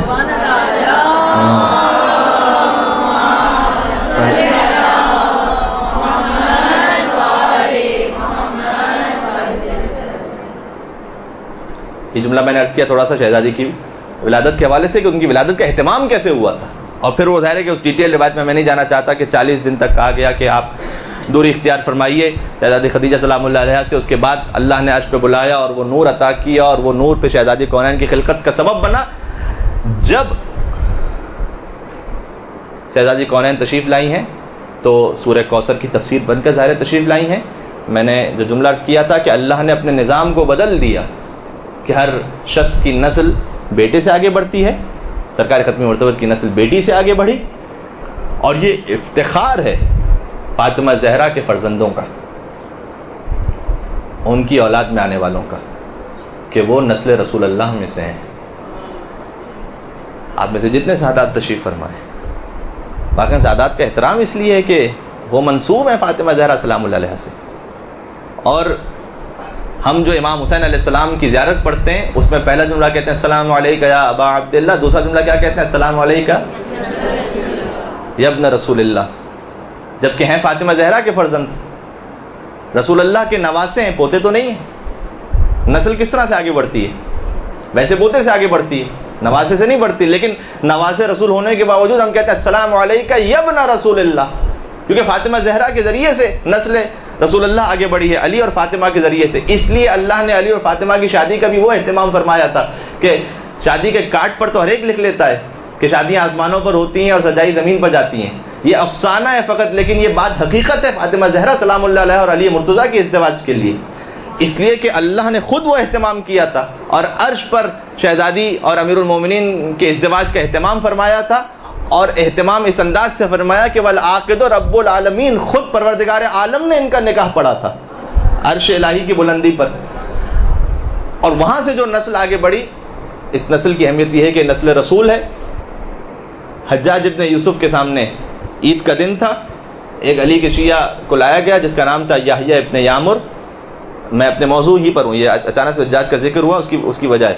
یحییٰ ابن یامر مولا علیہ السلام کا شیعہ تھا، اور حجاج نے حکم دیا کہ اسے ذبح کر دو میرے سامنے، تو اس کے ساتھ حجاج کے ساتھ ایک شخص کھڑا تھا جس کا نام تھا شعبی۔ شعبی نے یہ کہا، علامہ مجلسی نے اسے لکھا ہے، شعبی نے یہ کہا کہ اے حجاج، تو اسے ذبح کر رہا ہے، ایسا کر کے اس سے کوئی سوال پوچھ لے، اگر اسے سوال کا جواب آ جائے تو چھوڑ دے۔ پھر شعبی کہتا تھا کہ میں کسی طریقے سے چاہتا تھا کہ جان بچ جائے اس کی، شعبی محب اہل بیت تھا، اپنے ایمان کو چھپا کے رکھا ہوا تھا اس نے۔ حجاج نے سوال کیا، یحییٰ ابن یامر اس کا نام تھا، یحییٰ سے یہ سوال کیا کہ یہ بتاؤ کہ تم شیعہ یہ کہتے ہو کہ حسن اور حسین وہ رسول اللہ کی نسل میں سے ہیں، جبکہ نسل رسالت آگے بڑھتی، اگر جو بھی کسی کی نسل آگے بڑھتی ہے وہ تو بیٹے سے آگے بڑھتی ہے، بیٹی سے تو آگے نہیں بڑھتی۔ حسن اور حسین جو ہے رسول کے بیٹے نہیں ہیں، ان کی بیٹی کے بیٹے ہیں، تو ثابت کرو کہ کیسے حسن حسین فرزند رسول ہے؟ فاطمہ زہرا سے نسل رسالت آگے بڑھی نا، ثابت کرو کیسے؟ یحییٰ ابن یامر نے کہا کہ میں قرآن سے ثابت کرتا ہوں کہ حسن اور حسین نسل فاطمہ زہرا کے ذریعے سے فرزند رسول ہیں۔ حجاج نے کہا کہ ایک منٹ رک جاؤ، قرآن سے ثابت کرو لیکن آیہ مباہلہ پڑھنے کی اجازت نہیں تمہیں، نہیں، آیہ مباہلہ میں تو بہت کلیئر ہے نا، فمن حاجک فیہ من بعد ما جاءک من العلم فقل تعالوا ندعو ابناءنا وابناءکم، تم اپنے بیٹوں کو لاؤ، اپنے بیٹوں کو لاتے ہیں، تو رسول اللہ اپنے بیٹوں میں حسن اور حسین کو لے کر گئے تھے، تو قرآن نے خود کہا کہ حسن اور حسین رسول اللہ کے بیٹے ہیں، فاطمہ زہرا کے ذریعے سے رسول اللہ کے بیٹے ہیں۔ کہ آیہ مباہلہ پڑھنے کی تمہیں اجازت نہیں ہے، آیہ مباہلہ وہ خوبصورت آیت، قرآن کی ہر خوبصورت ہوتی ہے، لیکن وہ لطیف آیت ہے کہ 14 سال گزرنے کے بعد بھی لاکھ دشمنان اہل بیت نے کوشش کر لی کہ اہل بیت کے فضائل کو قرآن سے مٹایا جا سکے، اور انہوں نے ہر آیت کی تفسیر میں تحریف کر دی سوائے آیہ مباہلہ کے۔ آج بھی آپ انشاءاللہ پروردگار آپ کو مسجد نبوی کی زیارت نصیب فرمائے، جب آپ وہاں تشریف لے جائیں تو وہاں 2-4 کام ہے کرنے کے، ایک تو زیارت پڑھنی ہے، ساتھ میں لعنت بھی کرنی ہے جو بہت زیادہ اہم ہے زیارت کے ساتھ ساتھ، اور ساتھ میں آپ وہاں جا کر دیکھیے گا کہ قرآن جو رکھے ہوئے ہیں مسجد نبوی میں، وہاں پر تفسیر والے قرآن بھی رکھے ہوئے ہیں، ان تفسیر والے قرآنوں میں سے کسی قرآن کو لیجیے گا، اگر اردو میں یا انگلش میں یا کسی آپ کی اپنی زبان میں جو سمجھ میں آتی ہے وہ مل جائے آپ کو، اس میں دیکھیے گا ہر آیت کی تفسیر میں جو اہل بیت کے فضائل پر تھی کہیں نہ کہیں انہوں نے کوئی تبدیلی کر دی کہ نہیں یہ آیت اس لیے نہیں تھی، آیت اس لیے تھی، سوائے آیہ مباہلہ کے۔ آیہ مباہلہ میں وہ قرآن جو مسجد نبوی کے مینجمنٹ کے ذریعے چھپتا ہے، اس میں بھی یہ لکھا ہوا ہے کہ جب آیہ مباہلہ نازل ہوئی تھی تو رسول سوائے علی مرتضیٰ کے اور فاطمہ زہرا کے اور سوائے حسن مجتبیٰ کے اور حسین سید الشہداء کے کسی اور کو لے کر نہیں گئے تھے، صرف پنجتن پاک گئے تھے۔ اللہم صلی علی محمد صلی۔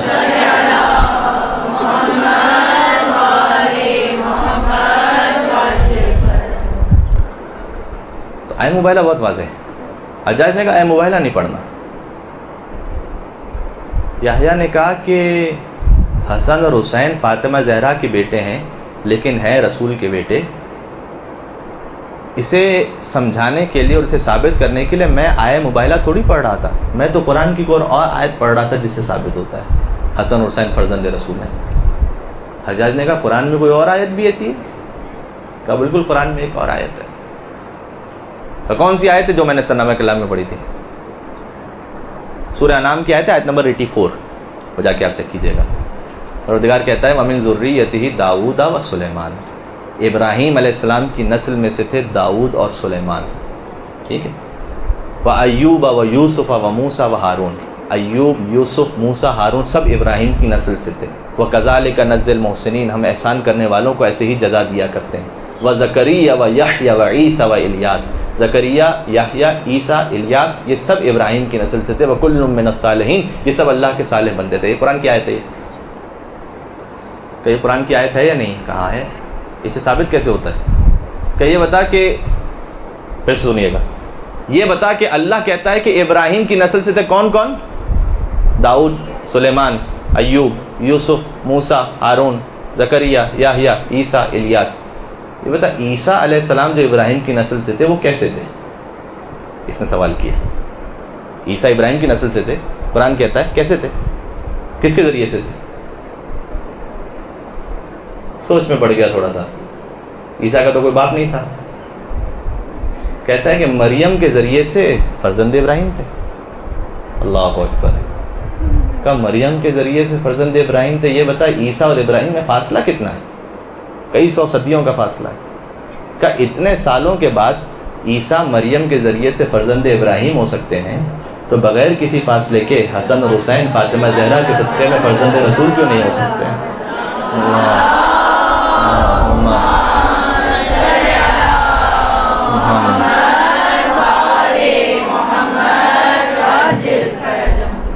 شعبی یہ کہتا ہے, جو اس کے پاس کھڑا ہوا تھا, جو خود بھی حافظ قرآن تھا, لیکن کہتا ہے فَكَأَنَّمَا سَمِعْتُ هَذِهِ الْآيَةَ أَوَّلَ مَرَّةٍ, مجھے ایسا لگا جیسے زندگی میں پہلی مرتبہ اس آیت کو سن رہا تھا.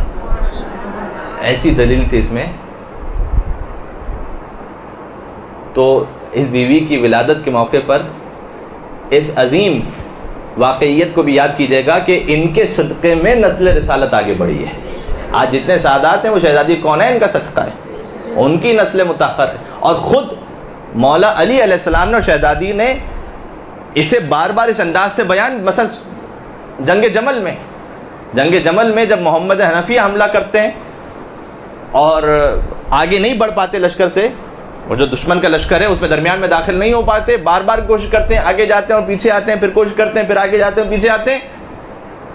تو مولا علیہ السلام نے خطبہ ارشاد فرمایا کہ جو نہج البلاغہ میں کہ تزول الجبال ولا تزل, اے محمد حنفیہ دیکھو پہاڑ اپنے مقام سے ہٹ جائے لیکن تو نہ ہٹنا, اور دشمن کی آخری صف پر نگاہ رکھنا, اور ایسے جس میں جنگ کرنے کے طریقہ کار سکھلائے مولا علیہ السلام نے محمد حنفیہ کو. اس کے بعد امام حسن علیہ السلام کو اشارہ کیا. جب امام حسن مجتبیٰ علیہ السلام آگے بڑھے تو پہلے ہی حملے میں قلب لشکر پہ پہنچے, اور اس کے بعد میمنہ پہ پہنچے اور میسرہ پہ پہنچے, اور پورا لشکر تہس نہس ہو چکا تھا. مولا حسن مجتبیٰ کے ایک حملے میں جب واپس پلٹے تو محمد حنفیہ کے چہرے پر کچھ شرمندگی کے آثار تھے. مولا علیہ السلام نے اسے محسوس کی. آگے آتے ہیں, کہتے ہیں کہ کیونکہ شرمندگی اس لیے تھی کہ حسن مجتبیٰ نے پہلے حملے میں وہ کام کر دیا, میں اتنی کوشش کے بعد بھی نہ کر سکا. تو اس وقت مولا علی نے تسلی دے کر کہا کہ اے محمد حنفیہ تو فکر نہ کر, اس لیے کہ مقابلہ دو برابر کی چیزوں کا ہوا کرتا ہے. تیرا اور حسن کا کوئی مقابلہ نہیں ہے. کیوں؟ اس لیے کہ تو میرا بیٹا ہے اور حسن محمد مصطفیٰ کا بیٹا ہے. حسن میرا بیٹا نہیں, محمد مصطفیٰ کا بیٹا ہے. نہیں, اگر درود بھیجنی ہے تو پھر ایک مل کے درود بھیجیں مولانا سے مصطفیٰ.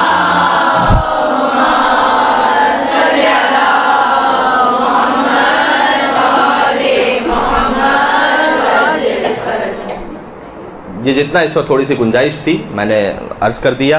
شہزادی کے ناموں کے بارے میں, ان کے اس نور کے بارے میں جسے پروردگار عالم نے خود خلق فرمایا اور خود اس کی پرورش کا اہتمام فرمایا. پھر اس کے بعد ان کی نسل مطہر کے بارے میں کہ ان کی نسل مطہر وہ ہے کہ جو نسل رسول ہے. یہاں تک آنے کے بعد جب عہدہ بڑا ہوتا ہے ذمہ داری بھی بڑی ہوتی ہے. ہم اور آپ کو لوگ یہ پہچانتے ہیں کہ یہ اہل بیت کے ماننے والے ہیں, اور خاص طور پر ہمیں جنہوں نے یہ کوشش کی ہے کہ ہم اہل بیت کے دین کو سمجھیں، لوگ ہم سے زیادہ توقع رکھتے ہیں کہ محب فاطمہ زہرا سے جو توقع ہوتی ہے اس سے تھوڑی شاید زیادہ توقع ہم سے ہے۔ جب انسان اپنے نام سے اور اپنے عقیدے سے پہچانا جاتا ہے، اس کے ساتھ جب تک عمل نہ ملے اس وقت تک وہ عقیدہ اور وہ جو محبت ہے وہ کامل نہیں ہے۔ میں یہ نہیں کہتا، ہم بسا اوقات اپنی مجلسوں میں یہ بھی کہہ دیتے ہیں کہ اگر آپ عمل نہ کریں تو یہ محبت کا فائدہ ہی کیا ہوا؟ نہیں، غلط جملہ ہے، غلط۔ محبت کا فائدہ یہ نہ کہا کریں، بالکل فائدہ ہے۔ اگر خدا نہ خواستہ نعوذ باللہ من ذالک ایک شخص ایسا ہو کہ جو کوئی عمل کرنے والا نہ ہو لیکن اس کے دل میں محبت و اہل بیت اطہار سے، فائدہ اسے بھی ہوگا، ایسا نہیں کہ فائدہ نہیں ہوگا۔ لیکن انسان بالآخر پہچانا جاتا ہے اپنے عمل کے ذریعے سے۔ ایک فقیر نابینا تھا، پیسے مانگ رہا تھا، تو ایک شخص آیا اور اس نے اس کے ہاتھ میں جو کشکول تھا، اس نے سوچا یہ تو نابینا ہے، جھپٹا اسے، اس کو کیا پتا چلے گا کون؟ تو یہ نابینا جو تھا اس نے کہا چودھری صاحب، اس نے کہا کہ اس چودھری نے کہا تو نابینا ہے، تو نے مجھے، اس کا مطلب تو نابینا نہیں ہے؟ کہا نہیں میں ہوں نابینا۔ کہا تو نے مجھے کیسے پہچانا؟ کہا شکل سے نہیں پہچانا، حرکتوں سے پہچانا ہے۔ تو بالآخر انسان پہچانا جاتا ہے اپنی حرکت سے۔ لہذا امام معصوم نے فرمایا تھا کہ کونوا لنا زینا ولا تکونوا علینا شینا۔ دیکھو لوگ ہمیں نہیں دیکھیں گے، لوگ تمہیں دیکھیں گے اور ہمارا فیصلہ کریں گے۔ لہذا ایک انتہائی خوبصورت حدیث ہے، امام معصوم نے بیان فرمایا کہ جیسے تم سورج کی روشنی چاند کے ذریعے سے حاصل کرتے ہو، ویسے ہی ہمارا نور ایک مومن صالح کے ذریعے سے حاصل کر سکتے ہو۔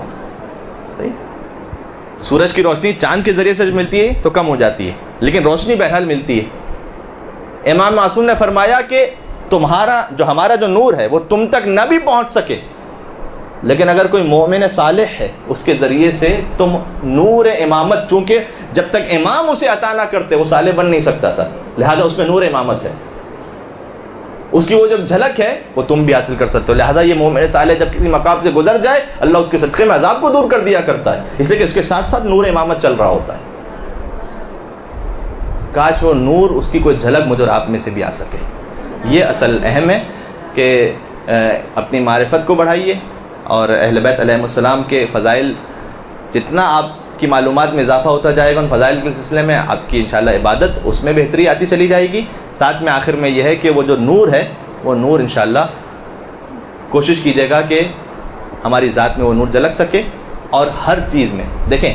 اسی لیے آخری روایت اور میری تقریر ختم، زحمت دی آپ کو بہت۔ امام معصوم نے فرمایا، مولا علی علیہ السلام کی حدیث ہے سفینۃ البحار میں، فرمایا کہ جب تم سے کوئی گناہ سرزد ہو جائے، جب تم سے کوئی گناہ سرزد ہو جائے تو 4 کام کرو۔ یہ جو میں کہہ رہا تھا نا اہل بیت علیہ السلام کا نور ہم اور آپ میں آ سکے، اس کی ایک جھلک، جیسے ہی گناہ ہوا وہ نور چلا جاتا ہے۔ امام معصوم نے کہا کہ جب تم سے کوئی گناہ سرزد ہو جائے تو 4 کام کرو۔ سب سے پہلے استغفار کرو، دوسرا محمد اور آل محمد پر درود بھیجو،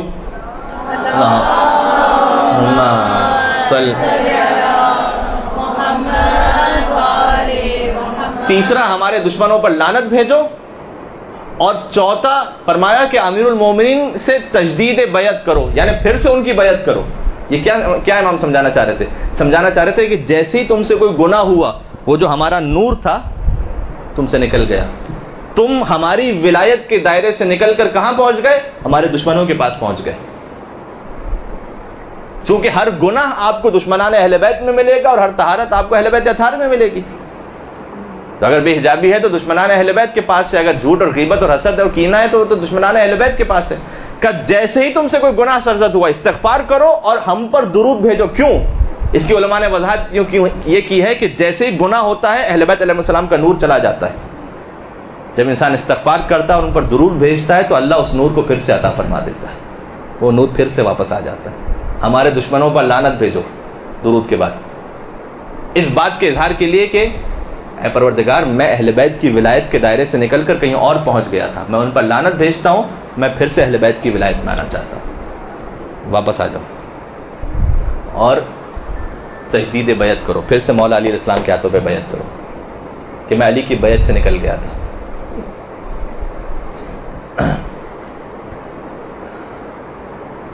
جب یہ جو صرف درود کو بھی رسم نہ بنائیے، خالی یہ جو ہم درود بھیجتے ہیں یہ اس بات کا اظہار ہوتا ہے کہ پروردگار میں اہل بیت علیہم السلام کی محبت اور ولایت کے دائرے میں ہوں، مجھے اس میں باقی رکھنا. اور ہمارے لہٰذا فرمایا گیا کہ گناہ کے بعد جیسے ہی احساس ہو فوراً درود بھیجو اور اہل بیت علیہم السلام کی ولایت میں آ جاؤ. یہ وہ مقام ہے. مولا علی علیہ السلام سے کسی یہودی نے پوچھا تھا، مولا علی علیہ السلام سے کسی یہودی نے پوچھا تھا کہ آدم کا تو مقام یہ تھا کہ اللہ نے سجدہ کروایا آدم کے سامنے فرشتوں کو، آپ کے نبی کو کیا مقام عطا کیا اللہ نے؟ آدم کا مقام یہ تھا کہ ملائکہ نے سجدہ کر لیا، آپ کے نبی کا کیا مقام ہے؟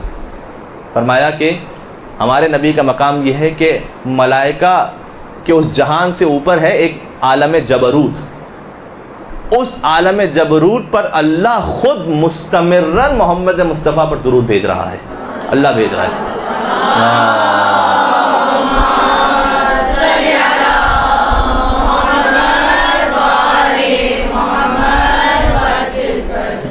یہ درود کی عظمت ہے. جب آپ انشاءاللہ کہیں پر کوئی ایسا موقع آئے کہ ایسا محسوس ہو کہ شیطان بہکا رہا ہے تو گناہ کرنے سے پہلے ہی اگر احساس ہو جائے فوراً درود بھیجیں اور اس درود کے ذریعے سے مدد چاہیں پروردگار عالم سے، اس لیے کہ یہ وہ کام ہے کہ جو اللہ بھی مستمرن مسلسل کر رہا ہے. علامہ مودودی ایک مقام پر گئے، اسکول میں چھوٹے چھوٹے سے بچے تھے، تقریر کی انہوں نے. تقریر کرنے کے بعد بچوں سے کہا گیا تھا کہ سوال جواب کرنا. کہا تو مجھ سے بھی یہاں پر گیا تھا لیکن میرے خیال میں شاید اب وقت بھی نہیں بچا اور شاید آپ بھی تھک گئے، مجھے ایسا محسوس ہو رہا ہے. تو صلی اللہ علیہ محمد.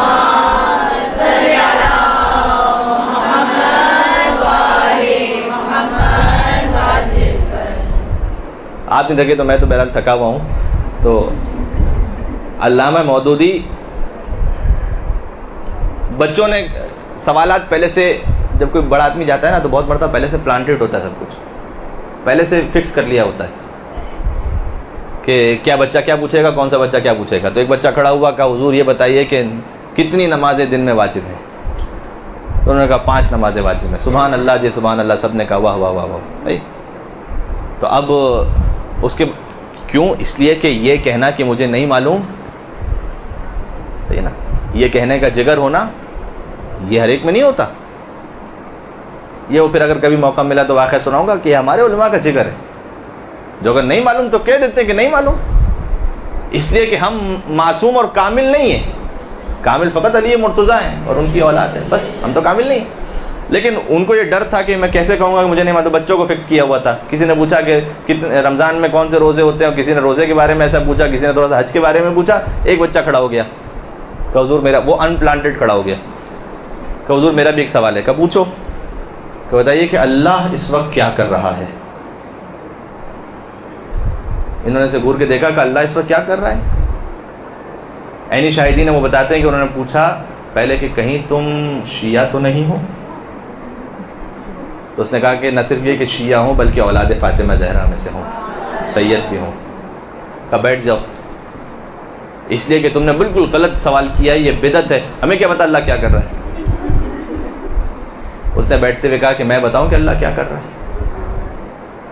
کہا کہ تجھے پتا اللہ کیا کر رہا ہے؟ کہاں قرآن میں لکھا ہوا ہے. کہاں قرآن میں لکھا ہوا ہے؟ اس نے کہا بسم اللہ الرحمن الرحیم ان اللہ وملائکتہ یصلون علی النبی یا ایھا الذین آمنوا صلوا علیہ وسلموا تسلیما.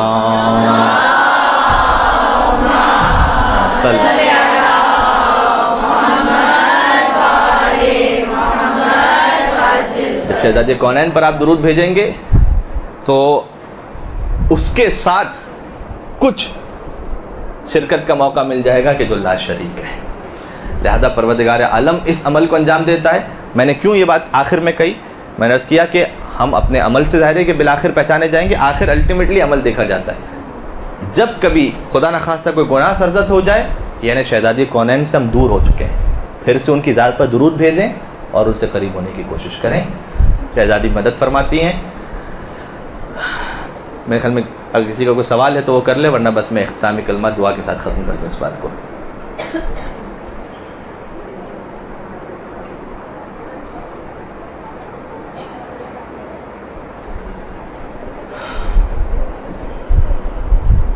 مشہور جملہ ہے کہ سوال نہ ہونا دو چیزوں کی علامت ہوتی ہے، یا تو سب سمجھ میں آ گیا یا کچھ سمجھ میں نہیں آیا. صحیح ہے. تو انشاءاللہ ایسا ہوگا کہ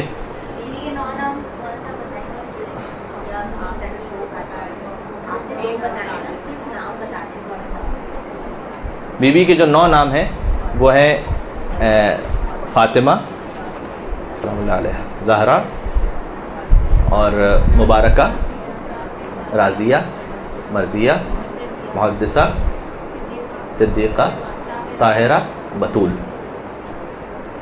یہ نا ہاں بعض روایات میں یہ ہیں، الگ الگ ہیں. زکیہ بھی ہے بعض روایات میں، بالکل ہے.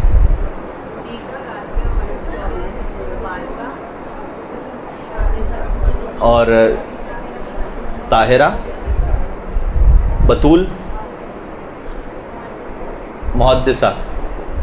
بی بی ہم کلام ہوا کرتی تھی. محدثہ کا مطلب یہ ہے کہ بی بی ہم کلام ہوا کرتی تھی ملائکہ سے، اس لیے انہیں محدثہ کہا گیا.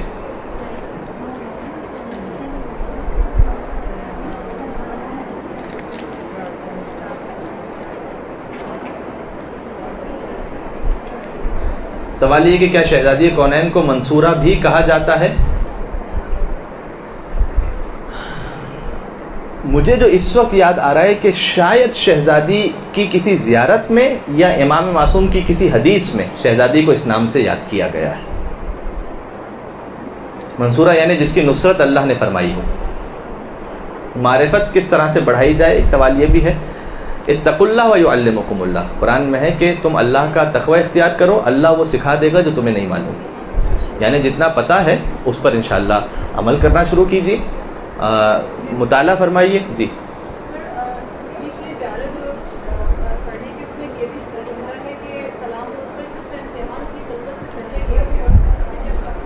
یعنی جی سوال یہ ہے کہ بی بی کی زیارت میں ایک جملہ ہے کہ سلام اس پر کہ اللہ نے جس کی قبل ان یخلق کی، کہ جس کا امتحان اس وقت لیا کہ ان کو اس وقت خلق بھی نہیں فرمایا تھا. ٹھیک ہے. یہاں علماء کرام نے اس کی جو ایک سادہ شرح ہے وہ میں آپ سے گزارش کر دوں. اس میں کچھ اور باتیں بھی ہیں جو عالم فلسفہ سے تعلق رکھتی ہیں، اس کو میں نہیں چھوڑوں گا اس وقت. جو سادہ بات ہے وہ یہ ہے کہ جب اللہ نے انہیں دنیا میں بھیجا اس سے پہلے پروردگار عالم نے ان کا امتحان لیا تھا عالم انوار میں. اور عالم انوار میں امتحان لینے کے بعد یعنی کیسے امتحان لیا تھا؟ جب اہل بیت علیہ السلام کے انوار موجود تھے تو شہزادی فاطمہ زہرا سلام اللہ علیہ سے پروردگار نے ان سارے مناظر کو اور ان سارے واقعات کو کہ جو دنیا میں پیش آنے والے تھے ان کے سامنے رکھا تھا کہ مثال کے طور پر آپ کے ساتھ یہ ہوگا، اور آپ کے فرزند حسن مجتبیٰ کے ساتھ یہ ہوگا، اور آپ کے فرزند امام حسین علیہ السلام کے ساتھ یہ ہوگا. اور اس وقت بی بی نے سر تسلیم خم کیا تھا پروردگار عالم کی بارگاہ میں. لہذا جو اللہ نے اس وقت امتحان لیا تھا جو ان کی خلقت سے پہلے فوجدکی لما امتحنکی صابرہ، تو جس چیز کا امتحان لیا تھا اللہ نے اس میں آپ کو صابر پایا. یہ آگے خود ہے جملہ کہ اللہ نے صابر پایا، یعنی آپ نے اس پر تسلیم و رضا کے ساتھ پروردگار عالم کے سامنے سر تسلیم خم کیا کہ جیسے پروردگار کا امر ہو. تو اللہ نے پھر اس کے بعد ان مقامات سے نوازا شہزادی کو. فقط زمین والے نہیں، آسمان والے بھی شہزادی کے نور سے استفادہ کرتے ہیں، اور فقط مسلمان نہیں، آپ کے ذوق معرفت کو تھوڑا سا اور بڑھانے کے لیے. اور ہانیہ بھی بیوی کے ناموں میں سے ہے کیا؟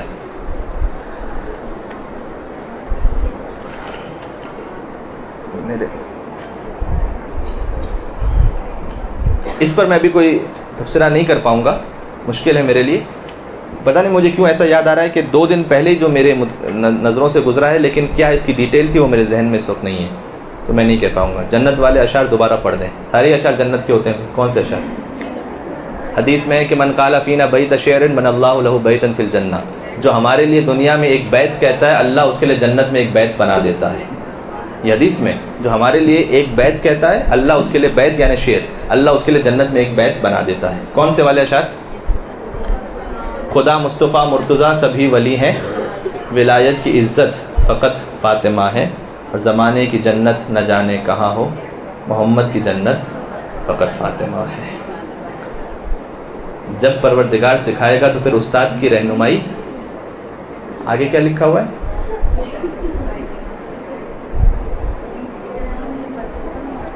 جاری رکھیں یا اللہ ہی پر بھروسہ کریں؟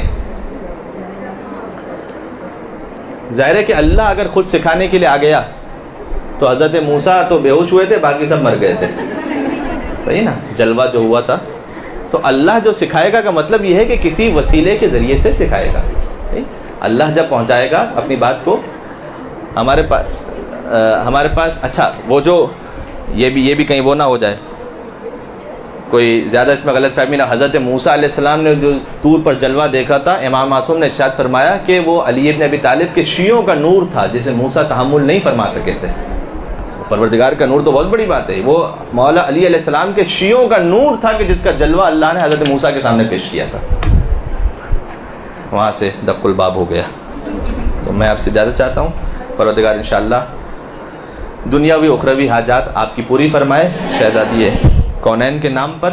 وقت میرا بہت ہو گیا، میں فائنل ایک جملہ، جو ایک کرسچن فیملی آئی تھی آیت اللہ میلانی کے پاس، انہوں نے آ کر کہا کہ ہم شیعہ ہونا چاہتے ہیں۔ انہوں نے پوچھا کیوں ہونا چاہتے ہیں؟ فرمایا کہ ہمارا ایکسیڈنٹ ہو گیا تھا، میری بیٹی اس کا پہلو شکستہ ہو گیا تھا، اور جس کی پسلیاں ظاہر ہے کہ ٹوٹ جائیں، اس کے لیے پھر زندگی بھر اس کو بستر ہی پر آرام کرنا پڑتا ہے، اس کے لیے کوئی اور طریقہ نہیں ہے۔ تو کہا کہ ہمارے گھر میں ایک سیدانی کام کرتی تھیں، وہ سیدانی اس نے ہم سے آ کے کہا کہ تم نے دنیا کے ہر طبیب کو دکھلا دیا ہے، لیکن میرے پاس ایک طبیب ہے، اگر اسے دکھلاؤ تو وہ چاہیں تو تمہیں شفا عطا ہو سکتی ہے۔ ہم نے پوچھا کہ وہ کون سا طبیب ہے، اس کے لیے کہاں جانا ہوگا؟ کہیں جانے کی ضرورت نہیں ہے، وہ طبیب خود تمہارے یہاں اگر انہیں منظور ہوا تو تمہیں شفا عطا کر کے جائیں گے۔ ہم نے پوچھا اس طبیب کا نام کیا ہے؟ کہا اس طبیب کا نام ہے فاطمہ زہرا سلام اللہ علیہا۔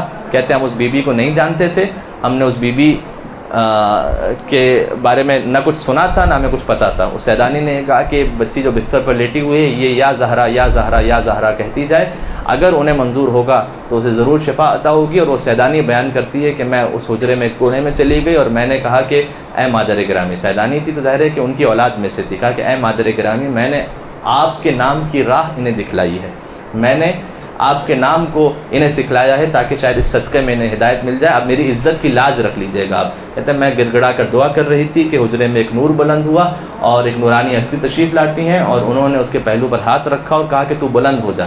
تو میں اس بچی نے کہا کہ نہیں میں بلند نہیں ہو سکتی، میرا پہلو شکستہ ہے، میں بلند نہیں ہو سکتی۔ کہا میں فاطمہ زہرا تجھے حکم دیتی ہوں کہ تو بلند ہو جا، اس اشتراک کے ساتھ کہ جیسے تیری پسلیاں ٹوٹی ہیں ویسے میری پسلیاں بھی ٹوٹی تھیں اور میرا پہلو بھی شکستہ ہوا تھا۔ اس نے یا زہرا کہا، یا زہرا یا زہرا کہتے ہوئے وہ اپنے مقام سے کھڑی ہو گئی، شہزادی کونین کے صدقے میں اسے شفا عطا ہوئی۔ یہ تو ایک واقعہ تھا، ایسے ہزاروں اور سینکڑوں واقعات ہیں، میں فقط آپ کا وہ جو دل آمادہ تھا اس کے لیے میں نے پیش کر دیا۔ انشاءاللہ آپ کی کوئی حاجت ہو، نام فاطمہ زہرا ہر حاجت کے لیے اکثیر ہے، انشاءاللہ اگر پروردگار کا حکم ہوگا تو وہ حاجت ضرور ان کے صدقے میں پوری ہوگی۔ میں اس سوال کو جو آخر میں آیا ہے پڑھنے سے معذرت خواہ ہوں چونکہ وقت ہمارا ختم ہو گیا۔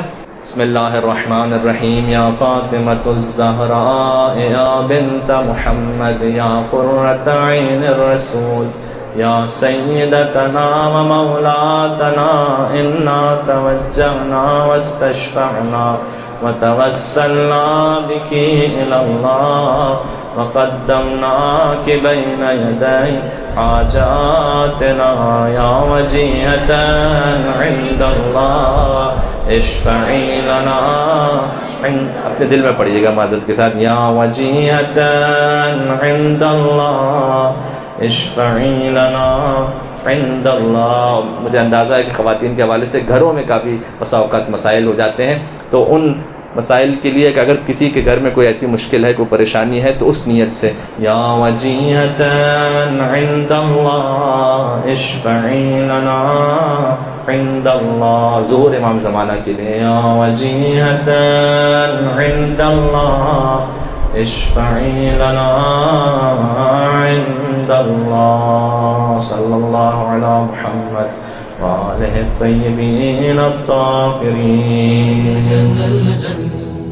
اللجن اللجن یا مولا اللجن اللجن اللجن اللجن اللجن اللجن اللجن یا صاحب السماء اللجن اللجن